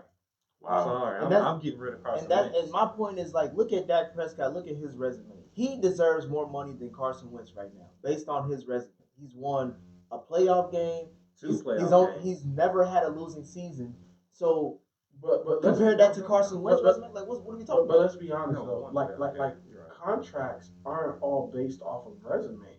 Contracts are also based off of potential and skill set, and where Carson Wentz and the market, and where Carson Wentz doesn't have the record, he's a better quarterback talent than Dak Prescott. To me, you know what I'm saying? Dak Prescott, we talked about it. That man's a trailer. He ain't no truck. So and I think Carson Wentz, he doesn't have the track record yet, but I think he's more of a truck than a trailer. So we're talking about market value, right? So I got a list of, I think, top 10 quarterbacks right now. Their salary for last season. Wow. Aaron Rodgers, number 1, was $33.5 million. Matt Ryan was number 2 with $30 million. Kirk Cousins was number 3 with $28 million. Jimmy G was number 4 with $27.5 million. Matt Stafford, number 5 at $27 million. I can go down the line, but as I'm naming these quarterbacks, which one of these was in the playoffs, Ken? None of them. That's not the point. None of them. So what we talking about when it comes stopped as soon as you said the first 3. No, but what we're talking about is the market don't mean a damn thing as far as when it comes to dollars making sense. Who should be getting that's paid? all about That's dollars what we making should be dollars, talking though. about. But We should be talking about who should be getting paid, not what the market's saying. I'm just saying is that the salary cap, there's a hard salary cap in the NFL. Once you pay a quarterback $30 to $35 million, that means that you're taking dollars away from the defensive side of the ball. You're taking them away from the offensive side of the ball. And if I was Philadelphia's front office, I can give Nick Foles maybe $20 million. Just franchise him. It's like, what, 21? That's all you got to do. But you're going to have to possibly pay 2 quarterbacks or whatnot. And that's why I say you trade one of them. Yeah, exactly. You're going to have to anyway. So let me ask you this. Would you be cool with your Giants taking Carson Wentz? No. We getting Dwayne. Wow. We going for the Dwayne. It's cheaper. Like, look at the division leaders this year as far as rookie contracts. Kansas City, Patrick Mahomes, he won their division on a rookie contract. NFC East, Dak Prescott, rookie contract. The LA Rams, Jared Goff, still on rookie contract. Mitch Trubisky, they won the North, rookie contract. Houston Texans, they won all rookie contracts. I don't need to pay anybody or trade anybody with assets when I get this drafted QB. Look at the talent that you mentioned. Soon. Yeah, but you're not going to get nothing this year. What do you mean? Quarterback?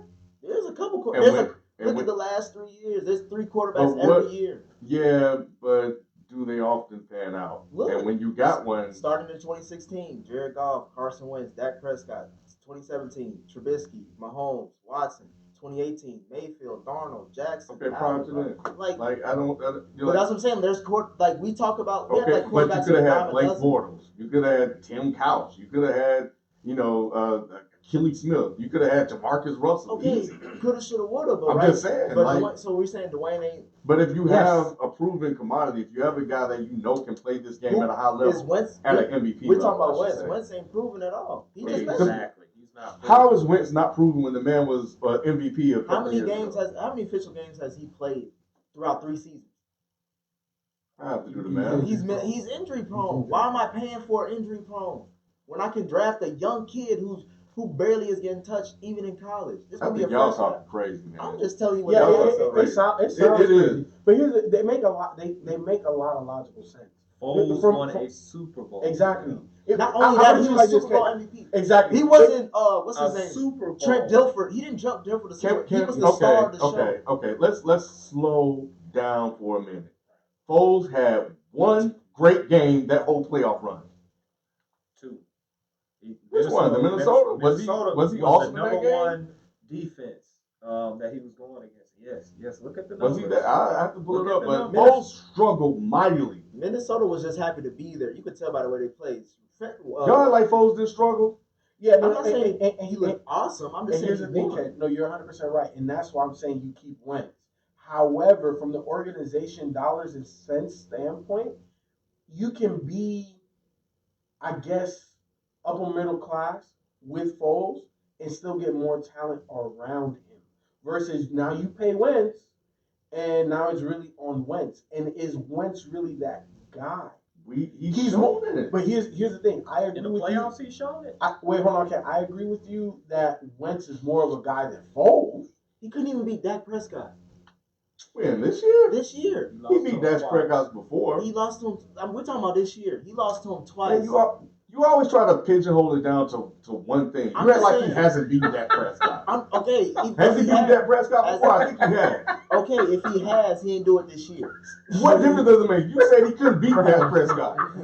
I'm saying he hasn't. He didn't even beat Dak Prescott this year. In the 2 games Okay, he so had. now you're trying to reframe it. No, I'm just. It's either one or the I'm other. just saying. You talking about him as And they being a- struggled this year You're anyway. talking about him as a proven commodity. Like, what games are you talking about? How is a man that was Mahomes before Mahomes?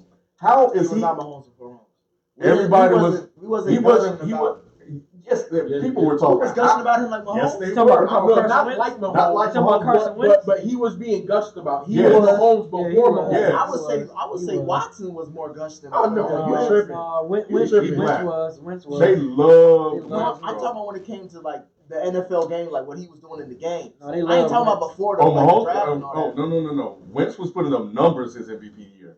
He had more touchdown passes, I think, damn near than Brady did the whole season.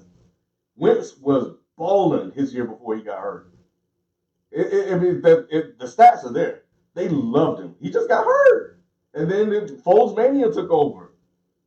How many times Because he was have we about to said get about- MVP. Yeah, He was you, about I to know. get MVP. I agree with that, but I'm just saying, like, how many times have we mentioned, like, oh, this guy just stays healthy, then he can do it. Like, But then again, playing quarterback during the regular season is a whole lot different than playing quarterback and winning games in the postseason. How many quarterbacks have good stats during the But you know, Matthew Stafford? Matt Ryan.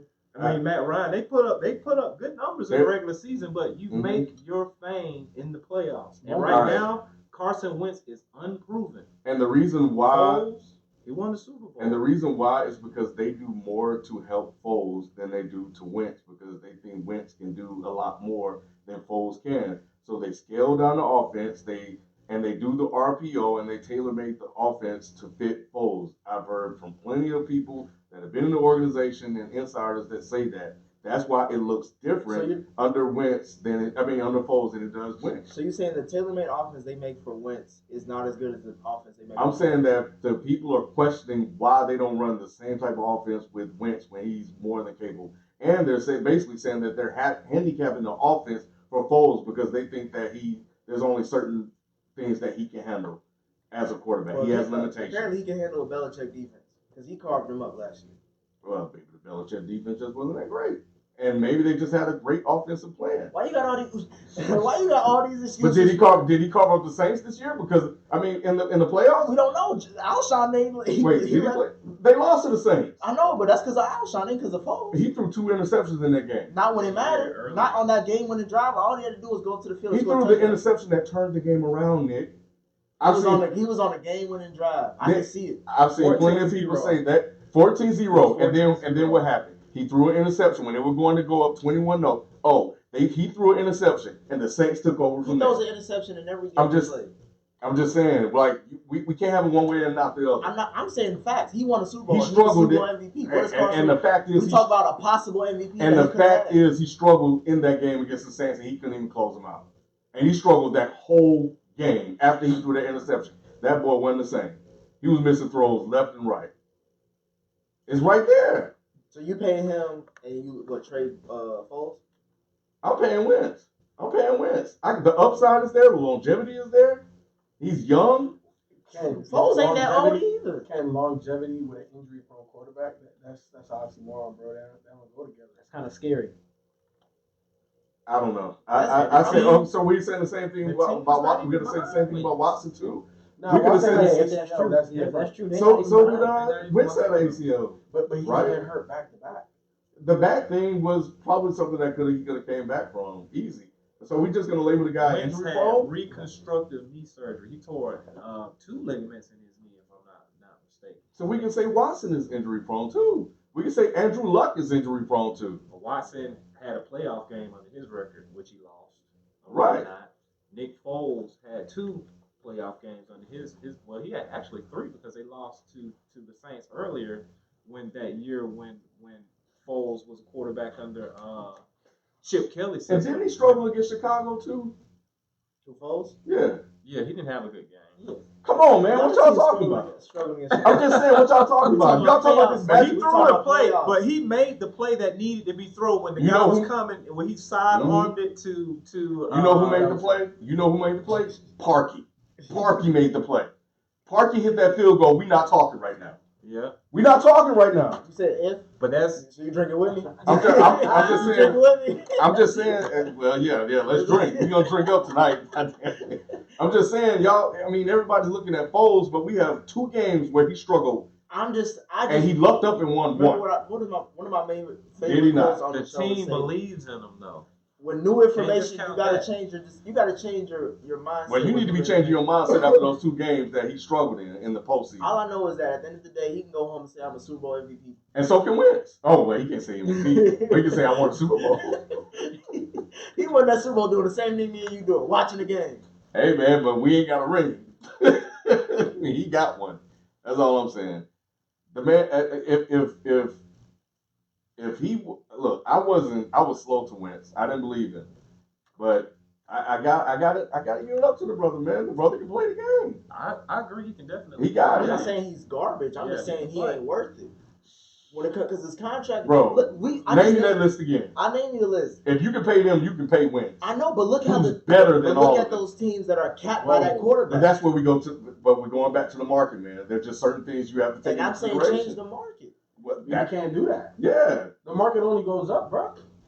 If Kirk You Cousins, want real estate? We gonna see with this Dak Prescott contract, this gonna change the market. All I'm saying is this. Even if, right, you got 2 or 3 quarterbacks, even if the first 2 don't set the new market, one of those guys is going to set a new market. And that's the thing about professional sports. It's only going up. They make more revenue every single year. The salary cap keeps going up. They have to spend the money. In these CBAs, there are agreements that there's a floor. You have to spend X amount of dollars. There's a mandatory floor that you have to spend. But that all doesn't have to go to your quarterback. I understand that, but understand because the way that the NFL is set up with their free agency, the quarterback market is going to keep going up. I guarantee you, in the next 3 to 5 years, there's going to be a $45 million quarterback. It is what it is. It's the business of football, and whether you agree with it or not, the salary cap percentage of what that type of contract takes up is the most important player on the field. yeah, You're gonna have to pay some of these guys, even though you don't think it may not be worth it. and there are a lot of some of those quarterbacks you named on the list are not, but it's what the market Most of them bears. are. There's only 2 quarterbacks that I would pay the money that they deserve on this list. But- Matt Ryan and Aaron Rodgers. Because Drew Jimmy Brees. G, Drew Brees. Drew Brees too, but Jimmy G, what? You talking about Carson Wentz? Kirk What has Cousins, Jimmy bro. I was just about to done? say, I think Jimmy G. I think he's overrated. I think he's gonna be a horrible I need to quarterback see more. once it comes. Yeah, I need Yeah, to I'm see only more. I was But only he's not see worth more. that. I'm trying to reserve. I need to just see because, more like, before I yeah. stamp the overrated. But I want sign to. on But it. I want to say he's garbage right now. I just want to say because Damn. I just I don't. gotta see I more. think he's just. I think unless he's in the Belichick system, he's not gonna be successful. Hey, whoa. You know who his OC? I know Kyle Shanahan. Yeah. I know Kyle So, Shanahan. and what did he do for Matt Ryan? Uh, Made him an MVP. made him MVP. Well, So you know, I don't about that yet. I know there's this trend right now to go find to try to win Super Bowls with rookie contracts. And I know that's cute right now because there are teams that have done it. But at the end of the day, you're playing Russian roulette trying to find a rookie quarterback that's going to be good. Not really, because nowadays with offensive That's why play the calling, coaches, the way that they Exactly. hiring coaches now is tailored to can you work with the young quarterback, and look at what's his face from Cleveland. I don't think that he's ever going to get another chance to get a job because he's tainted. Hugh Douglas is tainted. And I was gonna go with the fact that the NFL is moving towards more of a college system based on the quarterback they're drafting. So the quarterback they draft, what success they had in college, that's the same system or the same plays that we gonna take run. some concepts. Yeah, Sure. We just got to get a coach that's willing to do that. And I just think it's going to be short-lived because at the end of the day, you still need the quarterbacks. You can't continue to put your organization at risk for a guy you have no proof that he can play the game. So it's cute now if teams are going to do it because it's a trend and it's a copycat league. But how long will it last and how successful will it be? It remains to be seen. So we'll see. Anybody got the list? I forgot what else. You talking about Boogie? You talking about the Hawks building block? Oh, yeah. Let's go. Let's say the Hawks. I guess last soft the sword. Boogie, man. Boogie, hey, man. Did you read that article that came out about him and his time in New Orleans? He was actually hurt the article's headline was like, no one wanted. They shut the door. A lot of teams shut the door on him. They hung there was a lot of phone calls. I reached out. He actually did a lot of reaching out, as far as to get on Golden State. He talked to everybody from the top of the CEO to the coach. Said he called the general manager. What's the general manager for Golden State? I see his face, Brown. Yeah. Hayes. Gosh, what's the guy's name? Man, yeah. He called it he was kind of upset that New Orleans didn't try to re-sign him because in the beginning it was just oh yeah, we're gonna keep you around and stuff don't worry about it. Came time, they let him go. And you know what? I don't understand it because first of all, we are in a modern era, and medicine has come so far that these type of injuries back in the day were devastating, potentially career ending. But now it's kind of give me a year, you'll be back about 80 to 90%. Give you about a year and a half, you'll be back to 100%. And the type of talent that Boogie is, I understand the apprehension with his weight because he's just a big, burly type of guy. He looks like a big ass bear out there. So I kind of understand that. But the type of talent he has old man game.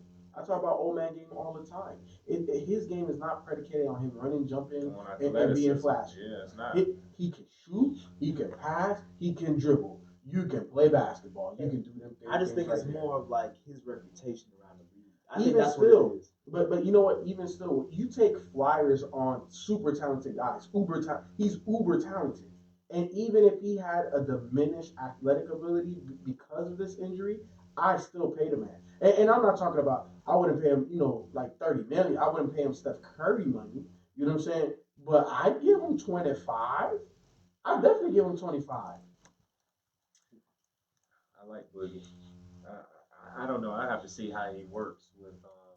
Man, you already know. They bringing him in. In 15 minutes, he had 14 points and 6 rebounds. And it was easy. Him and KD was running that pick and roll butter, man. I was like, how can you guard that when you got Steph and Clay on the opposite end? You can't guard that. That's crazy. Think about the one position where Golden State kind of was meh. And now they just got one of the best centers in the league. Yeah. And a guy that fits what they want to do. Yeah. He can pick and pop. He can pick and roll. Yep. He can initiate the pick. Or initiate the offense. Yeah. You can run pick and roll for him being the ball handler. How many centers? There's only very few centers that can do that. Right. You know what I'm saying? And then the decision making. That's the thing to me that separates or what makes a Golden State center great. Because I really feel that Andrew Bogut was great for Golden State. Not necessarily a great player, but what made him great was the fact that you could run high-low with him. You can run high pick and roll. You can allow Andrew Bogut to be a decision maker in that offense. And it worked, right? You run these rub picks off. He hands you the ball. He can make the cross-court pass. Boogie can make every freaking play on the basketball court. And he has high IQ. He fits what they want to do. You give him a max contract? After what I've already seen, yes. He's back. Boogie's back. I'll wait till after 2 games. I'll wait till he's back. Yeah, I'm waiting till that. You know what? Because just like how I was on the home, it don't take much to notice what somebody can and can't do. Does he look limited to you? He looks limited by the minutes he's playing. but he don't look limited as a player, I'm paying him. Well, I'm more interested in seeing how he plays within a championship mentality. He's gonna be fine. Game. I just still want to see how that plays out. So if you go to state, who's walking? Who you? KD has to walk because you can't afford him. And I would probably let Draymond go because KD ain't no problem. He will be gone. So KD and Draymond going. You keeping Steph, Clay, and Boogie. Yeah, they can't afford Boogie either. Yes, they can. No, they can't. If they talk him down a little bit, but Boogie isn't a first, second, or third team, so that means that he don't qualify for supermax money, so they can't afford him. No. The reason why they cannot afford him is because even if they let KD and Draymond go, right? Boogie's contract with Golden State wasn't 3 years, so that means that they don't. Clay up for re-sign too, ain't he? Clay is. However, they can go over the salary cap to re-sign him because they got their bird right. Exactly, but with Boogie. Right, he signed as a free agent. He wasn't traded there, so Golden State cannot go over the salary cap to re-sign him. Remember, Andre Iguodala still gets paid decent money, not max $6 million. Exactly. Yeah. Sean Livingston gets paid decent money. They don't. They would literally have to get interested for Golden State. Exactly, because the only way that they would be able to sign Boogie, they would have a Miami Heat LeBron team, meaning that you got Clay, you got Steph, you got Boogie. And you got a whole bunch of minimum contracts. You got to let go of that. You got to let go of Iguodala and Livingston. Exactly. I'll roll the dice with that team. No, I ain't doing that. I ain't doing that. Why not? Who's your biggest competition in the West? Conclusion that KD is leaving? LeBron. It's not necessarily foregone, but I just don't see how they pay him. Yes, finish her off, Serena. Oh. Well, no. Here's the thing. They can't pay him. They'll pay him what he wants. Hell over the Exactly. The luxury tax. So that's the thing. 4 championships in 5 years, they'll do it. Do you understand what that luxury tax is? Like second and third year? Crazy. Into the billion. That's too much for a championship. That's what I'm saying. That's this season is going to be very crucial for a multitude of reasons for Golden State because if everything works out the way everybody predicts, them winning another championship. This dynasty is broken up. And then regardless if they win or not. This specific one is, but you could try to, to be honest, Miami, if it wasn't for the Chris Bosh injury, they probably wouldn't even be in a really bad predicament once LeBron left because they still had Bosh and somewhat of a decent, solid role player with Dwayne Wade. I just think that if you have Steph Curry still in his prime, Klay Thompson still in his prime, and then Boogie still putting up good numbers, that's a really good. That's 3 All-Stars still. Yeah, that's still a good team. Yeah. I mean, yeah. But I'm not saying that it's not. Yeah, the championship run is definitely over. Iggy, I was saying Iggy ain't really getting no younger, so neither Sean Livingston. But they're not taking the. And does Iggy look like he's getting older? Not to me. He don't. He's a running, jumping, playing D out there. Not in his limited minutes. He still got that hop. If you ask him to do a full 82-game season, but everybody know. Look, man, it's not like Iggy's new to the league. We know what he is. Right. We know that he's not going to play 35 minutes a game. Right. We know that he's 17 to 25, maybe 30, depending on the playoff game or the matchup. But we know what he is, and that's the reason why he gets paid what he paid. He is a championship role player, and he gets paid accordingly. Anywhere he goes, that's what he does for you. You're not asking him to be the guy or the second guy or even the third guy. We need you to be the cherry on top, bro. We need you to be the sprinkles. We need you to be the extra. But you ain't the cake. Nah, man, come on, man. So over under 1 month or 2 months, Boogie and Draymond get into a fight. Draymond can't afford that. They both on their best behavior now. They both trying to get especially Boogie. Yeah. Especially Boogie. Yeah, because it's like I would say especially Draymond. It's like especially not Draymond. It's more and that's like, why they're gonna get into it. I think it's more likely Boogie gets paid than Draymond gets paid. I'm telling you, okay. This offseason, yes, because Boogie's a way better player. Exactly, that's what I mean. Yeah, of course. But Draymond has already said that he wants max money. And so Golden State don't have it to give or whatnot. They have it. They drew a line in the sand. They drew a line in the sand with that KD thing, suspending Draymond, and Draymond was with them. So that action that they did, that the front office did, showed Draymond. If I was Draymond's agent, I'd be like, hey man, trade me. Yeah, I don't think that they showed where their loyalties lie with that deal. But here's the thing. So we go down that rabbit hole. Who does Draymond help? Like, because I don't think Draymond fits everywhere. I don't think Draymond's Draymond everywhere. He's gonna be out the league. I was gonna say that. He don't fix that jumper. I think he can bounce around in teams like Orlando, Atlanta. You know, like just making his money here and there is a little. Charlotte. Yeah, you ain't lying. Michael Jordan will pay him. Man. But yeah, just like when I look at the landscape of the NBA, I don't know where he's that different. Maybe go to Phoenix. Maybe help them with their culture. Nope. Mm-mm. Hell no, they Yeah, coach them is boys. horrible. Yeah. Yeah. Well, here's the thing though. He does fit in Phoenix because he I can play think so. next to DeAndre Ayton. He can. His attitude. His attitude. Yeah, I was just about to say that his attitude. But he's a We think he'll championship Jimmy Butler the pedigree. situation. He is. Championship. Huh? You think he'll Jimmy Butler the situation if he went to Phoenix? Hell yeah. Yeah. That's the way to put it. What- What a divide. Yeah. Too much divide in that level of experience. But I don't think that there's a problem with. At this point, man, think about it. But here's the thing though. We know that Wiggins is soft. Let's just be honest, right? Because he don't play aggressive. You don't play aggressive. You ain't tough guy. You a He soft guy. teases you too because he's so Exactly. talented. Yes. Carl Towns So ain't talented. soft, but he's mentally soft. What is the difference? He's soft. Damn No, because Gotta Carl play the Towns. word game. Yeah. Carl Towns plays the game of basketball aggressively. No, he does not. Not in that last year's playoffs. And we've talked about that. Nick, you act like you brand new to the show. I'm That just was a lot of saying. Thibodeau. That wasn't a lot of him. That was a lot of Thibodeau. But we're not going to backtrack. We're going to talk about today. Carl Anthony Towns goes at his competition. He goes at Embiid. He goes at other bigs. He tries to be the best player. But that doesn't necessarily mean that you are mentally strong just because you are aggressive. But Wiggins is mentally weak and physically weak. And Cat is mentally weak.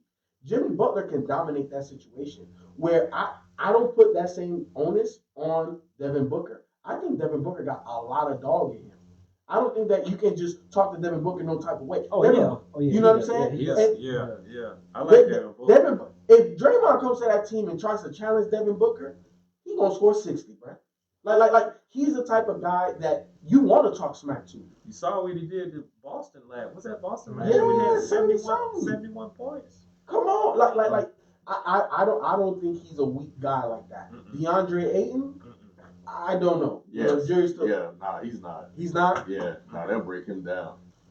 Yeah, Draymond will eat him alive. Yeah. So that's why I think it'll work more so in Phoenix. But outside of that, just from a fit perspective, how he plays, Phoenix is the only team I can think of off the top of maybe Houston. That would be a good fit. You know what I'm saying? But here's the thing though.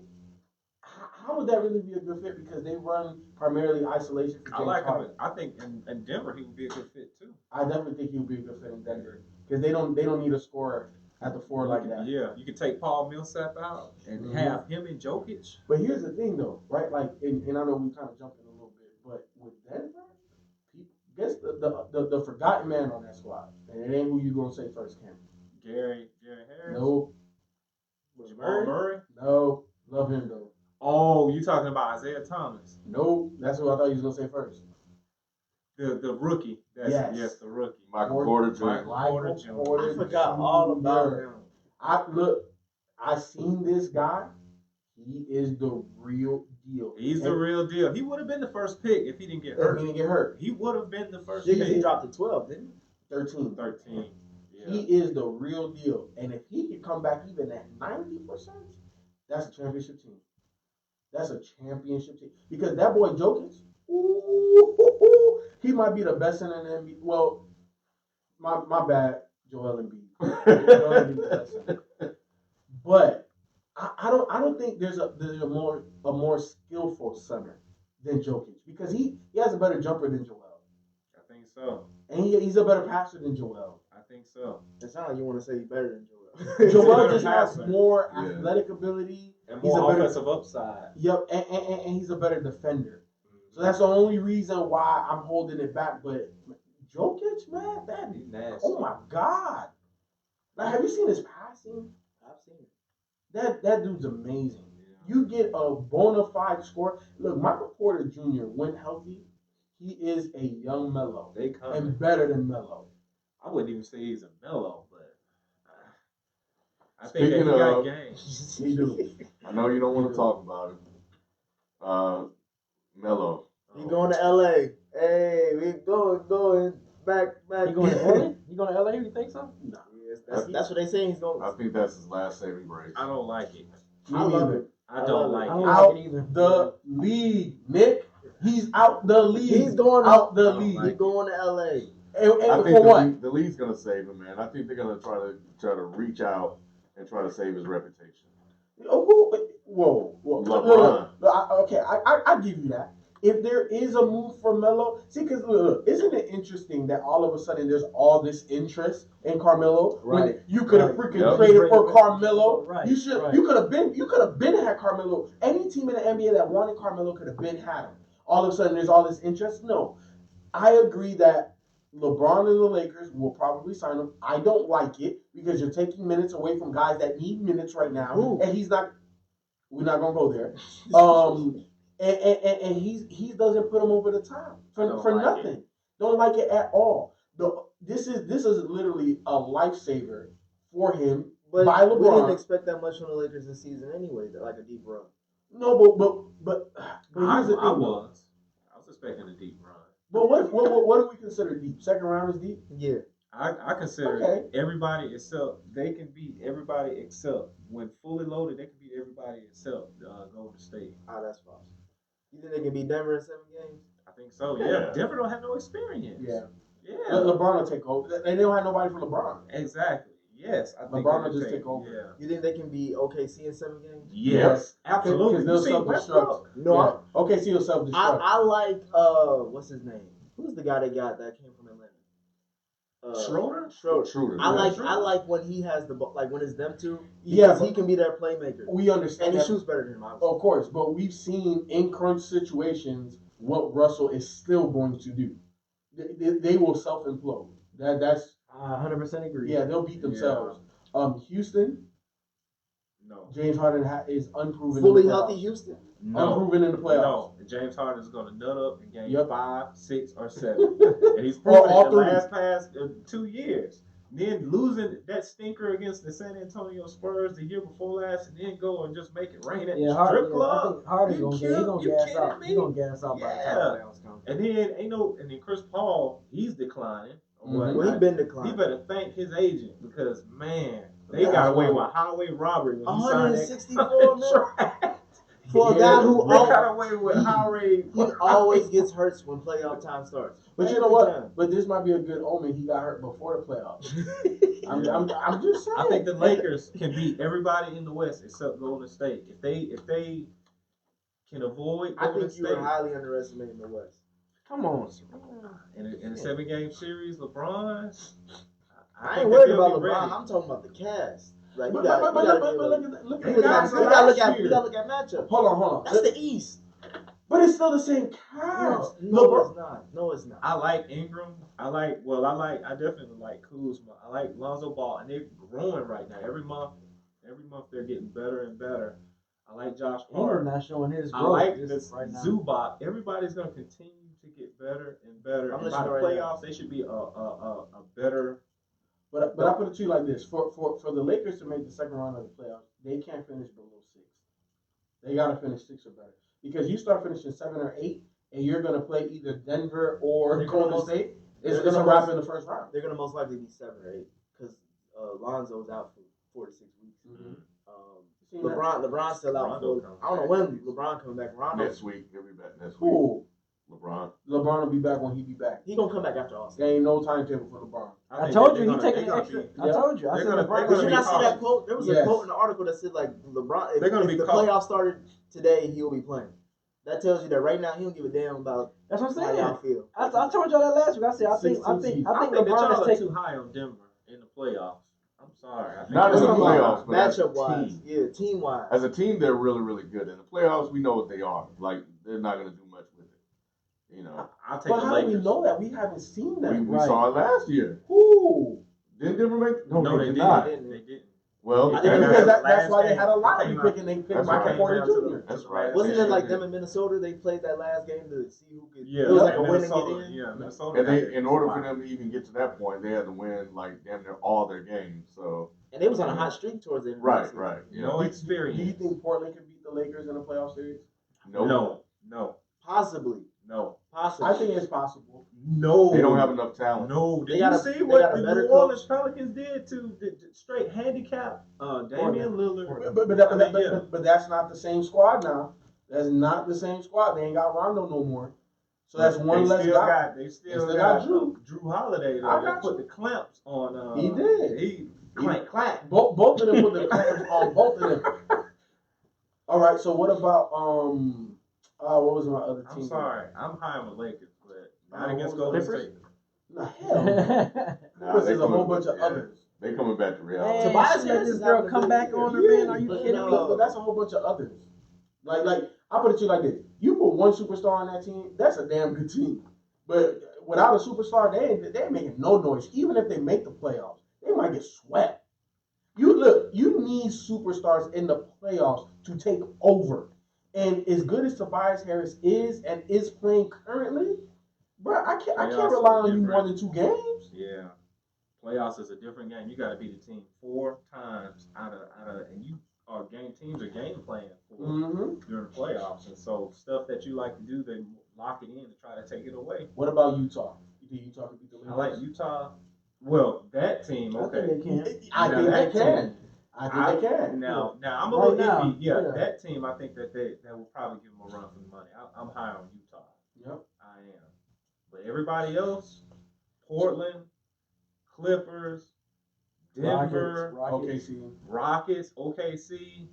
Yeah, I'm not with it. I see the Lakers beating all of them. But Utah, I'm a so little Utah and iffy Golden about. State then. Or the 2 teams. I Obviously think so. Golden State, but Yeah, Utah is definitely that Golden other State, spot. but Utah. I got you. Yeah. I'm with that assessment. All right, what y'all make of Kyrie's apology, man? Kyrie manning up. I thought it was big of him. Yeah. I mean, it shows leadership. there's You know other what I'm saying? analysts that say it was kind of like Cynical. Yeah, I take it for face value. And the reason why I have to take it for face value is because we know Kyrie was in those trenches with LeBron, and we know that they had turmoil. We know it wasn't always all peaches and cream. And I think when we look at the situation that Kyrie is in, even though he's kind of been going back and forth with his younger guys, we see the position that he's in, right? And sometimes that's when you're in a position, it's kind of reflective of yourself. You see yourself in that situation. And I think he just had that moment. It's like, damn, you know what? Everything that I'm trying to help these guys overcome is the same thing I was giving to Browne. So I just think he had a come to Jesus moment. I think he realized it. And I also think that, you know, for Kyrie is very interesting the situation he's in because these guys are literally a quarter away from making the finals. You know, and as much as Kyrie is probably trying to get on these guys to make them understand that it's every day, we can't have bad losses, right? And what has Kyrie done since? He looked like the damn MVP. You know what I'm saying? He came back, 40-point game after those comments. He came back and followed that up with like, the first game was 38 and like 17 or 11 and 18 assists. No, 18 assists. Yeah, 18. And then he came back with 38, 11 and 7. Mm-hmm. You know, and what he did to the damn Hawks. Oh my God, like he stepped up. So now he is showing you. You're not just talking it no more. So for me, I feel it was definitely heartfelt. I think it was real. I don't think there was anything cynical about that. Hasn't he been showing you all year though? No, because Kyrie has been inconsistent as well. Yes, especially at the beginning of the And year. I think he was this out of shape. He looked out of shape. I think with his recent run, they've been like 7-3 in their last 10 or something like that. But if you look at the cat, like Tatum, there's been games where he's only got 6 points and like here and there. They're gonna have to make some moves before that trade deadline. Well, maybe, but it's just more of like all these young boys been saying you haven't been doing this, you haven't been doing that, Kyrie, for all this stuff you've been talking about. At least he's still performing. Like at the end of the day, this is all about wins and losses. At the end of the day, like, what are you doing to contribute to that? And I think that a lot of people saw the shortened version of what Kyrie said, right? And I don't know how many of y'all have watched the long version of what Kyrie said. And Kyrie put a lot of context to it, where he was talking about when you look at veteran players, right, that have been in the league 10, 12, 11 years, 15 years plus, they know this is my last run. Every day in practice, every moment is about this championship. Yep. I'm not worried about 2 years down the line. I'm not worried about my shots. I'm worried about what the game plan is and what we got to do to execute to win. And come on, let's be honest. Terry Rozier has fallen off of a cliff, right? Because he's no longer the guy. So he's not as engaged into what it takes to win a championship. You look at Jaylen Brown and Jason Tatum. Yep. Now they had to take steps back because Kyrie's Kyrie, but then you got to figure out what's the little nitty gritty things that's gonna make you guys a championship team. First of all, they don't have the experience to understand what that is, and second of all, they're just young. They're gonna have to make moves. And I don't think they're happy either.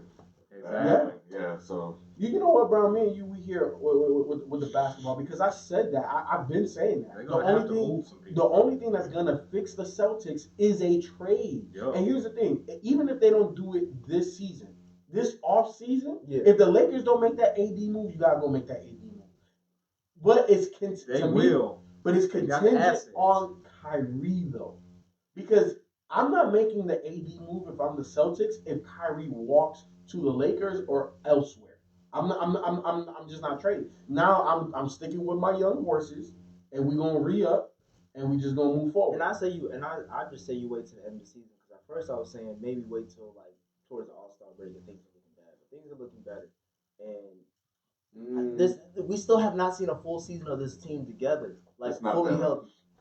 It is better. No, it's not. You know why? Because here's the thing. I think that the difference with how they're playing currently is that we all know Kyrie's a scoring dynamo. That you can't guard Kyrie. When you bust up Kawhi Leonard like that, bro, you cannot be stopped. I don't care if And Kawhi. we know that. And we know that. He's the ultimate closer. Ultimate closer. But the difference in the game, 18 assists, 11 assists, he's getting now double-digit assists. That's what they need from him.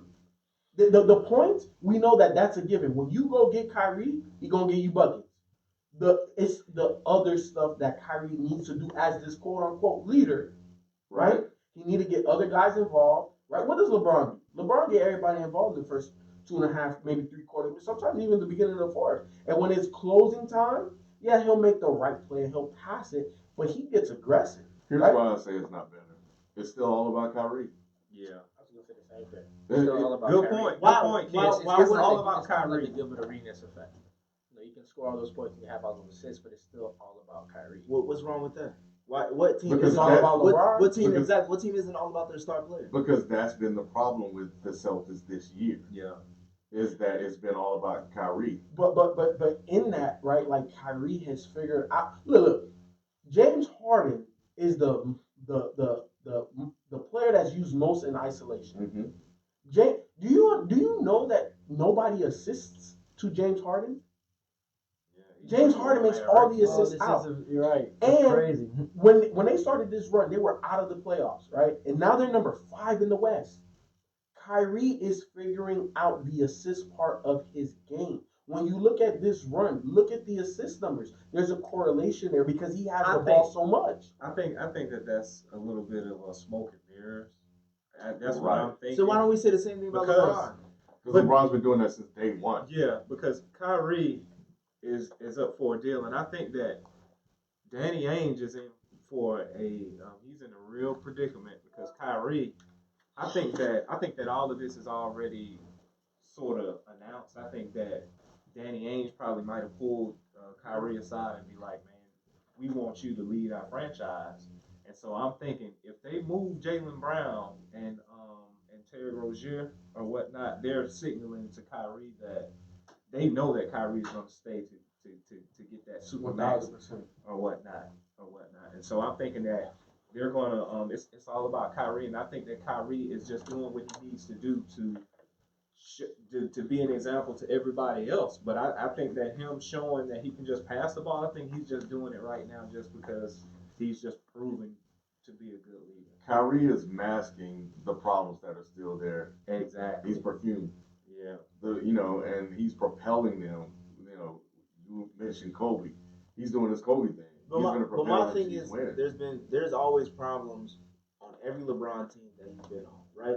It's never like an easy way. Like it's not a big camaraderie. Like It ain't Golden State. Yeah, it's not like that. Fluid. It's always there's issues, there's passive aggressive tone. Everything that Kyrie was doing, he learned that from LeBron.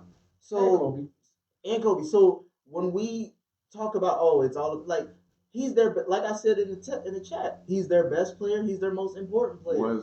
Without him, they're not doing anything. Was he like this last year?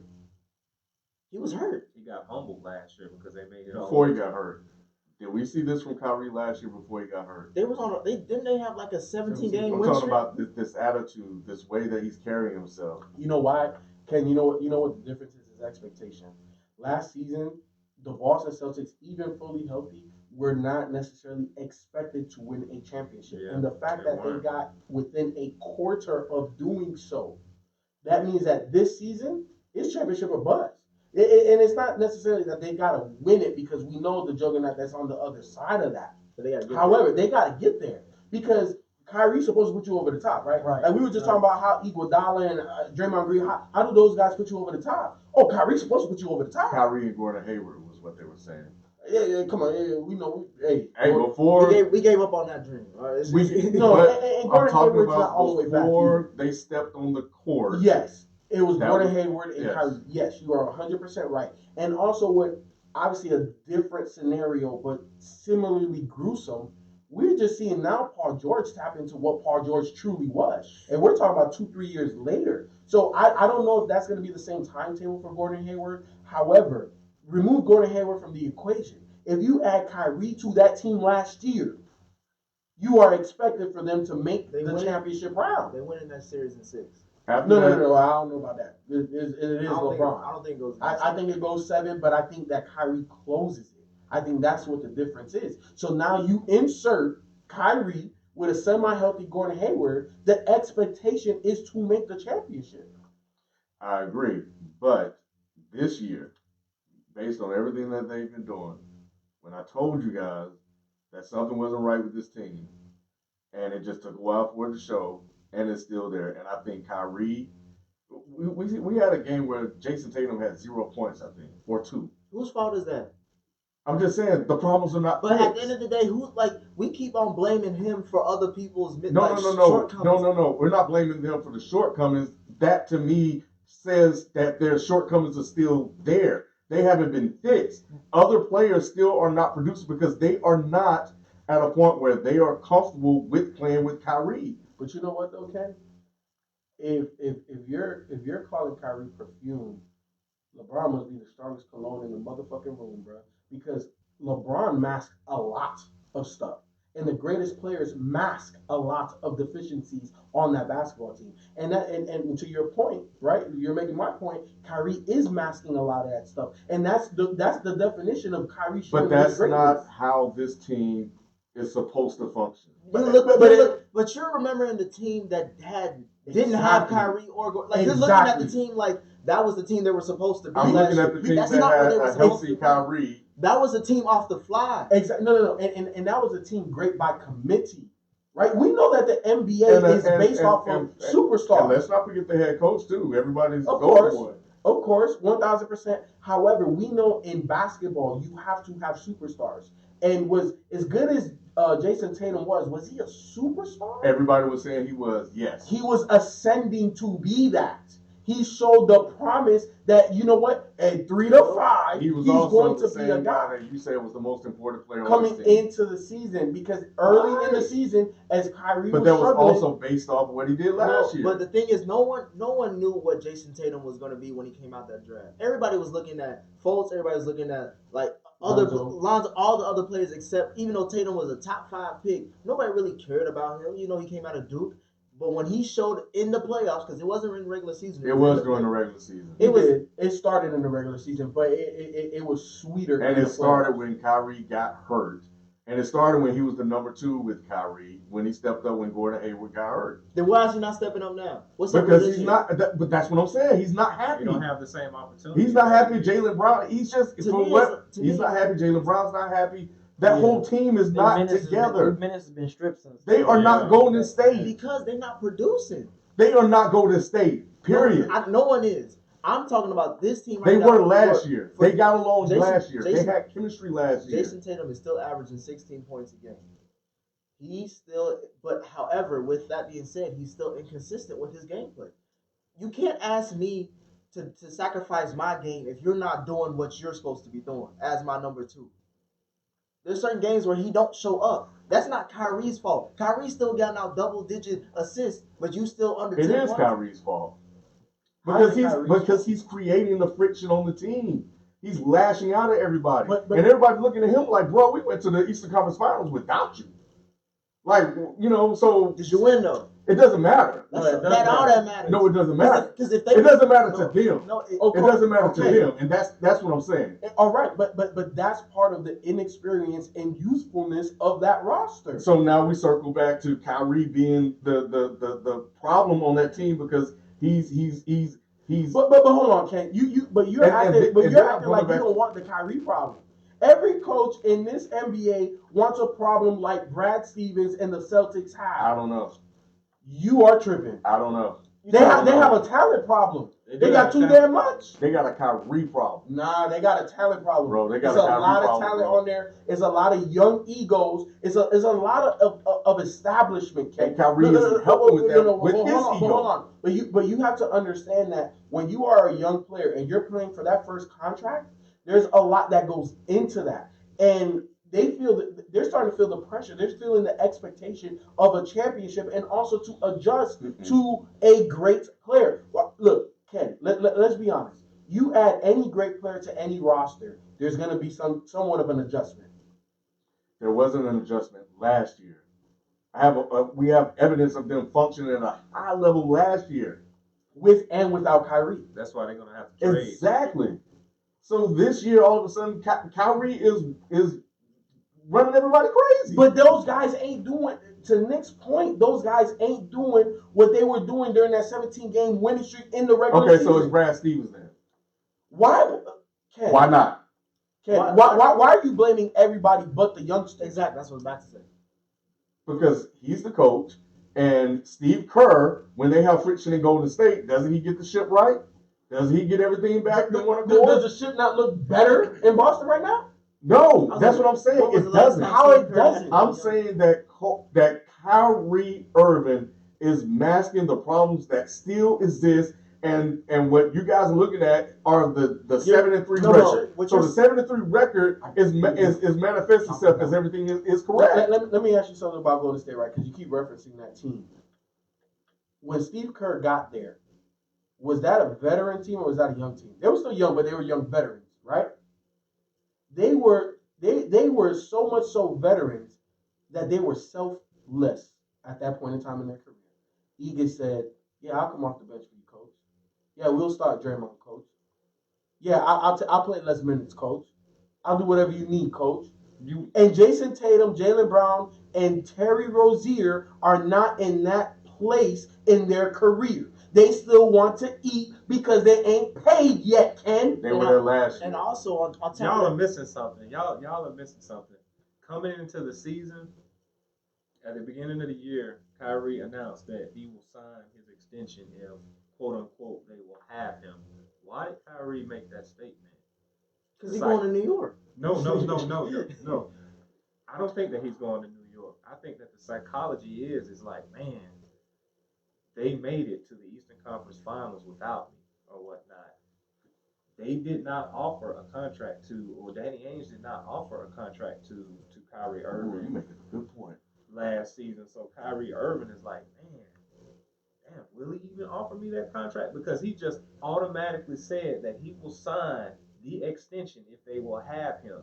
And so he's trying to set his place in the organization or whatnot. I thought he said that it would be foolish of me to. No, he said he will sign at a pep rally. He said, I will sign an extension. No, but last year he said it'll be foolish for me to give up that much money to sign the extension than to just be a free agent and re-sign with the team. But then his tune changed though. Well, that's all. But I mean, if that's the case, that's what I'm saying. His tune he's always changed. Now all of a sudden he wants to sign the extension or whatnot. And so now he's trying to find his place right now within That's the a good ass organization. point. I can't- So he's trying to be number one in the pecking. That's a good ass. But he's always changed his tune in press conferences. I know, there was but- times in Cleveland when he said, "I'm gonna stay here. Like it's great to have LeBron." Then 2 years later, he's out. But that's why nobody believed when he said it. But him not getting that extension Exactly. is Wasn't telling. offered. I didn't even think about that. Plus, for me, hearing it now with everything that we've seen, if they had me, sticks out because maybe they're looking at what I said a They few made minutes it to the ago. finals without We him. made it So without he's him. like, yeah, so he's like, man, So all right. So he wants that money. So with the angle that y'all coming from, right? We know that Danny Ainge is a very calculated GM. There's no way he lets him walk for zero. I think it is. I think that my gut feeling is that Jaylen Brown. I think that he's shopping Hayward, Browne, and Rozier, and I think that he's going to build a team around Kyrie Irving, and they're going to try to make a run with the. But here's the thing, okay, and I agree because that's been my sentiment, right? Like you got to get rid of those three guys in particular, right? And I think that's what rights the ship because you got to bring back veterans that are selfless, not these young guys that want to eat because they haven't been paid yet, right? So the thing is that's a lot of talent, and obviously they have a lot of draft picks.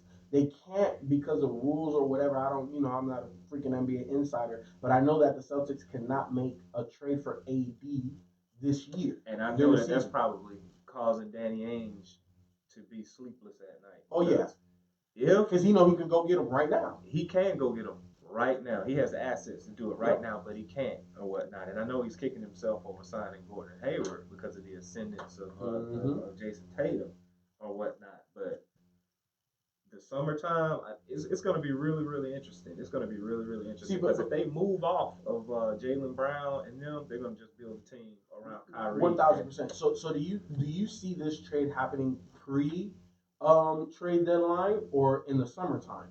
Because I think that has a lot to signal to Kyrie that we want you to stay. They're moving. If they move Jaylen Brown and Rozier, I think that Kyrie they've already probably arranged everything to give Kyrie the max. No, 1,000%. But what I'm saying is what do you get back in return? Because to me, in my proposition, in that similar trade, I'm getting AD. You know what I'm saying? But you can't trade for AD or a player like AD right now. Mm-hmm. So if you do trade him, what do you get in return that helps this team now and in the future? That's Danny Ainge, because what does Boston have to offer or whatnot? Because they have Rozier, they can give him Jaylen Brown, they can give him draft picks. They probably don't want the Gordon Hayward contract or whatnot. Of course, but here's the thing: if New Orleans, because New Orleans is one of those teams that you just can't all the way tank because you're such a small market. You still got to be somewhat relevant, right? So that's the reason why I think they take on a Gordon Hayward type contract, and then you got to make the money right? Hey, Ken, can you do me a favor and check the reason why Boston cannot trade for Anthony Davis right now? Because I know they did with Kyrie. Yeah, because of Kyrie, because they had traded for Kyrie, and there's some stipulation within the rule that once you trade for a max level type player, you can't do it again. Back-to-back seasons. Yeah, yeah, you can't. I don't know if it's back-to-back seasons, but they had made a trade for Kyrie, which was a marquee player, and they were saying that they limited teams to doing that to overstack their teams or whatnot. So you can only do one or whatnot, and then the other person has to sign via free agency. Yeah, you can't do it via trade. So it says NBA teams cannot trade for more than one player who has signed an extension under the roles rule. A limitation that is only applicable when the players are still on their roles rule extensions. Is that Anthony Davis because he signed that extension? Yep, that's the reason. And because they already traded for Kyrie and he's on that type of contract extension. Yeah. Wow. So here's the thing, because I 100% agree that those are the three guys they got to move.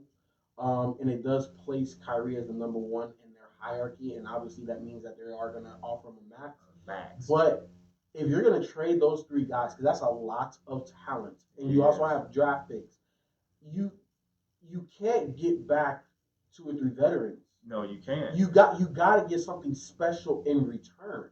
So again, if the Lakers don't make the trade for AD in season, if I'm New Orleans, I think that they will. Who? That the Lakers will?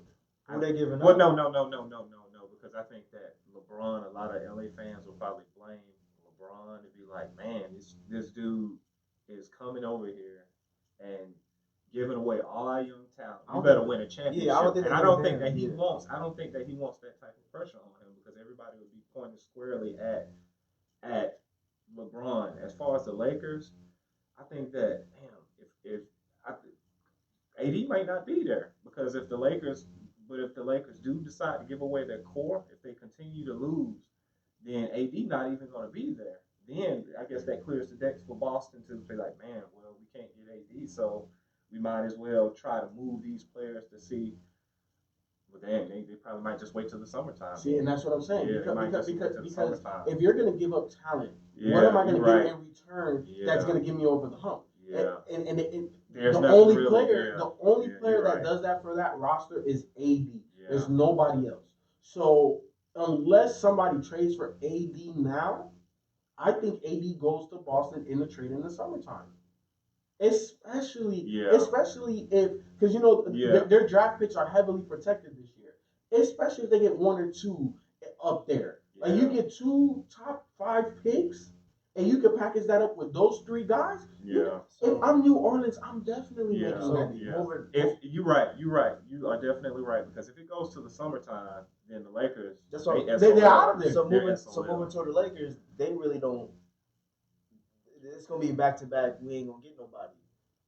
That and I think that's the domino that happens. If they don't trade for AD right now, and if I'm New Orleans, I don't really like what the Lakers have. Who they're giving you broken pieces. Exactly. Yeah. Lonzo, If it gets to the Hart, summertime, Boston can flat out offer more. They don't have, right? and that's what I'm saying. The Lakers don't, and that's what I was saying in the beginning of the season when they got LeBron. It was just like he's going as great as he is. He picked the wrong city, in my opinion. I think so because he's in a no-win situation. Because once they gut that roster to try to get Anthony Davis, it's gonna be him and Davis. But here's the thing, and the Lakers fans are going to be like, man, you gave away our young core. Yep. Well, I don't think the core was and that. We're not winning. I think AD is better than the core overall. I just think that with the team, you still need to fill. So. You still need to fill 8. You got 8 players that you got to fill out. It's just like it's not going to be enough to challenge anybody. You know what? I don't know. Why is everybody so fantasized over AD going to the Lakers? I don't know. Because that's all they got. AD is the best available player. Yeah, right? Exactly. And then here's the thing, though. If they do gut the roster and they get rid of all of their youngins, and then obviously they have a whole bunch of expiring contracts, they can still go sign Klay Thompson. You can go trade for AD, you can still sign Klay, and then just like I said, what happened in Golden State, you'd have those 3 guys with a whole bunch of minimum contracts. But does Klay give up what he already has in Golden State to do a flyer with LeBron and AD? I don't think that the Warriors are going to get. I think that he's resigning. Yeah, I definitely think Klay is resigning. However, I'm just saying that the Lakers would offer him in that situation. The only scenario where I see that working out, as far as like them getting other stars, like if Kawhi just be like, you know what, I'll play with y'all. But I doubt that. But I doubt he goes over there. Dang, well, it's gonna be real interesting. Yeah, it is. It is. So we'll see how all this play out. Let us know what you guys think, man. Is it Kyrie? Is it the youngins? Is it Brad Stevens? You saying that he's the stink and the deodorant, basically. I've never heard anybody say that.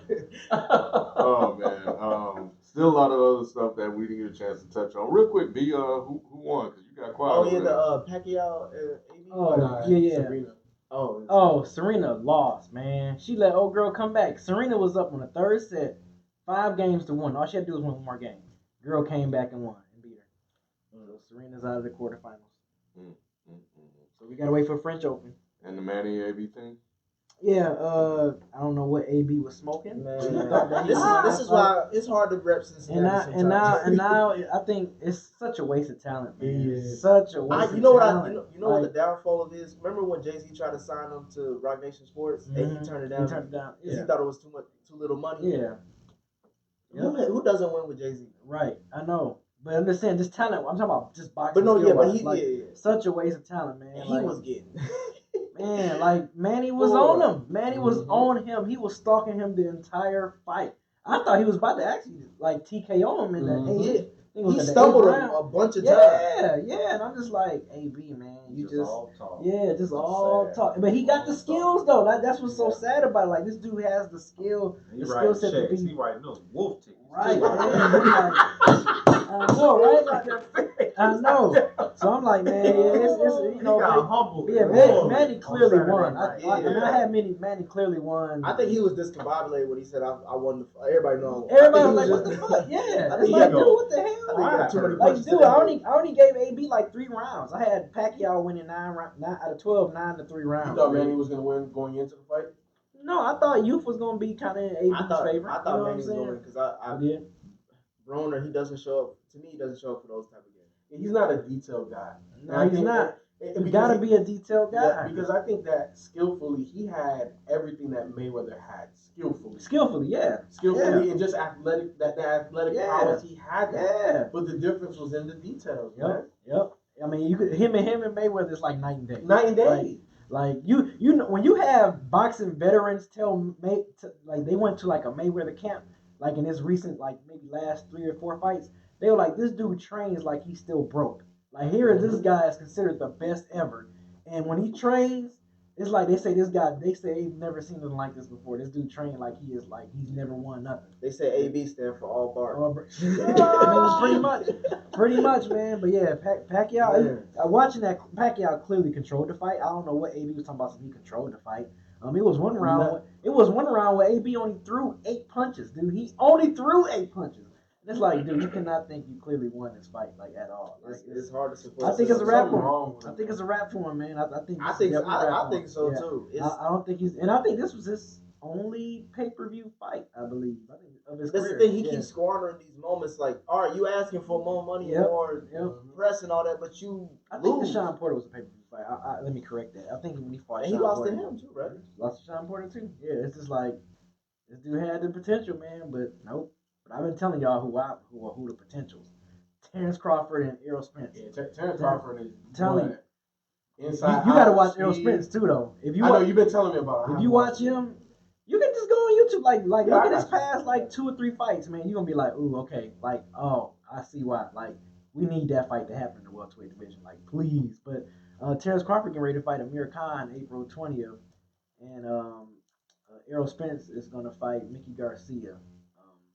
Soon. So I think once they finish this fight, they both on different promoters, so it's gonna be tough for both of them to fight, man. Because I think Terrence Crawford's with Bob Arum with Top Rank, and Errol Spence is with another promotional company with Showtime. So I don't know how they're gonna kind of make that happen, but it needs to happen. That fight, I've been preaching this fight for the last 2 years. That fight needs to happen. So I hope it does. But yeah, Manny won. I think Manny should. I think at this point, Manny Pacquiao should retire. Yeah. I mean, you know, he ain't got nothing else to prove. I mean, he said he still want to fight for another year, possibly 2. But Manny just retired. Because of the money? Probably. You think he trying to go back? He trying to bring Floyd out again? Yeah, of course I mean, because of the money. Of course, because of the money. You know, but I think Floyd is. I think that thing is a wrap mainly because how much money he made in that exhibition fight? Like a quick 9 million. Yeah, like more than that. Yeah, I know. There's no reason. Like you retire 50, you know. Exactly. There's no reason to put my record in jeopardy. Right. I can still make money over here. Right. I can still buy it. Yeah. I'm good. That's what I'm saying. Who would buy that? Like I wouldn't buy it. That's what I'm saying. I wouldn't buy it. I'll watch it, but I ain't buying it. Yeah, that's what I'm saying. But yeah, I think Manny should retire. And I don't know what's gonna be next for AB. I think it's just a wrap for him. I don't think nobody's gonna be running to fight AB. Like he could join the WWL. I don't know, but it's a wrap for him. I think Manny Pacquiao should retire. He gonna go down as a Hall of Fame boxer. Yeah. You don't see AB as one of the little hype men for the little wrestlers that come out. Probably. He'll probably get some money for that too. Yeah. WWE will pay him. They'll pay him. I can see him with a good career. He ain't about to get a 7-figure check in boxing no more. He might as well become a full-time rapper. Yep. Or he might try to go to UFC. Probably. I don't know. All right, well, there you have it. There's a little boxing update. So that's gonna do it for us, man. We'll catch you guys next time. Oh, let us know what you think about. Think we're gonna win the game? Y'all got 2 weeks, but yeah, that's it, man. We'll catch you guys next time. We out. Peace. Another hard day of work. Dang, that's at the top. Wow, I can't Yeah, believe man. It does. Like, Yeah. yeah. You look up. Like we got started like right at 9 o'clock, and it's like Sheesh. 11:45. Yeah, man, time flies. Happens quick. Sheesh. Did you record everything? Oh, so it recorded just wasn't broadcasting. No, it was broadcasting. Yeah. Oh, This is but I on kept seeing the Facebook. app on your shit fucking up. Oh, Yeah, okay. it's just the it's app just the- lost yeah. connection to the Mevo. But the Mevo was still recording the whole time. Yo, Yeah. we'll catch you guys, man. We out. Oh, there's people in the chat too? Yeah, I man, we forgot got to look like at the chat. 50 some comments. Because I shared it on Oh, Twitter. that's a hell of a delay. Yeah, I shared it on Twitter. Yeah, Yeah. it is. But it looked good though. Yeah, it looked good. It looked Probably really good. looked good. Oh, let me,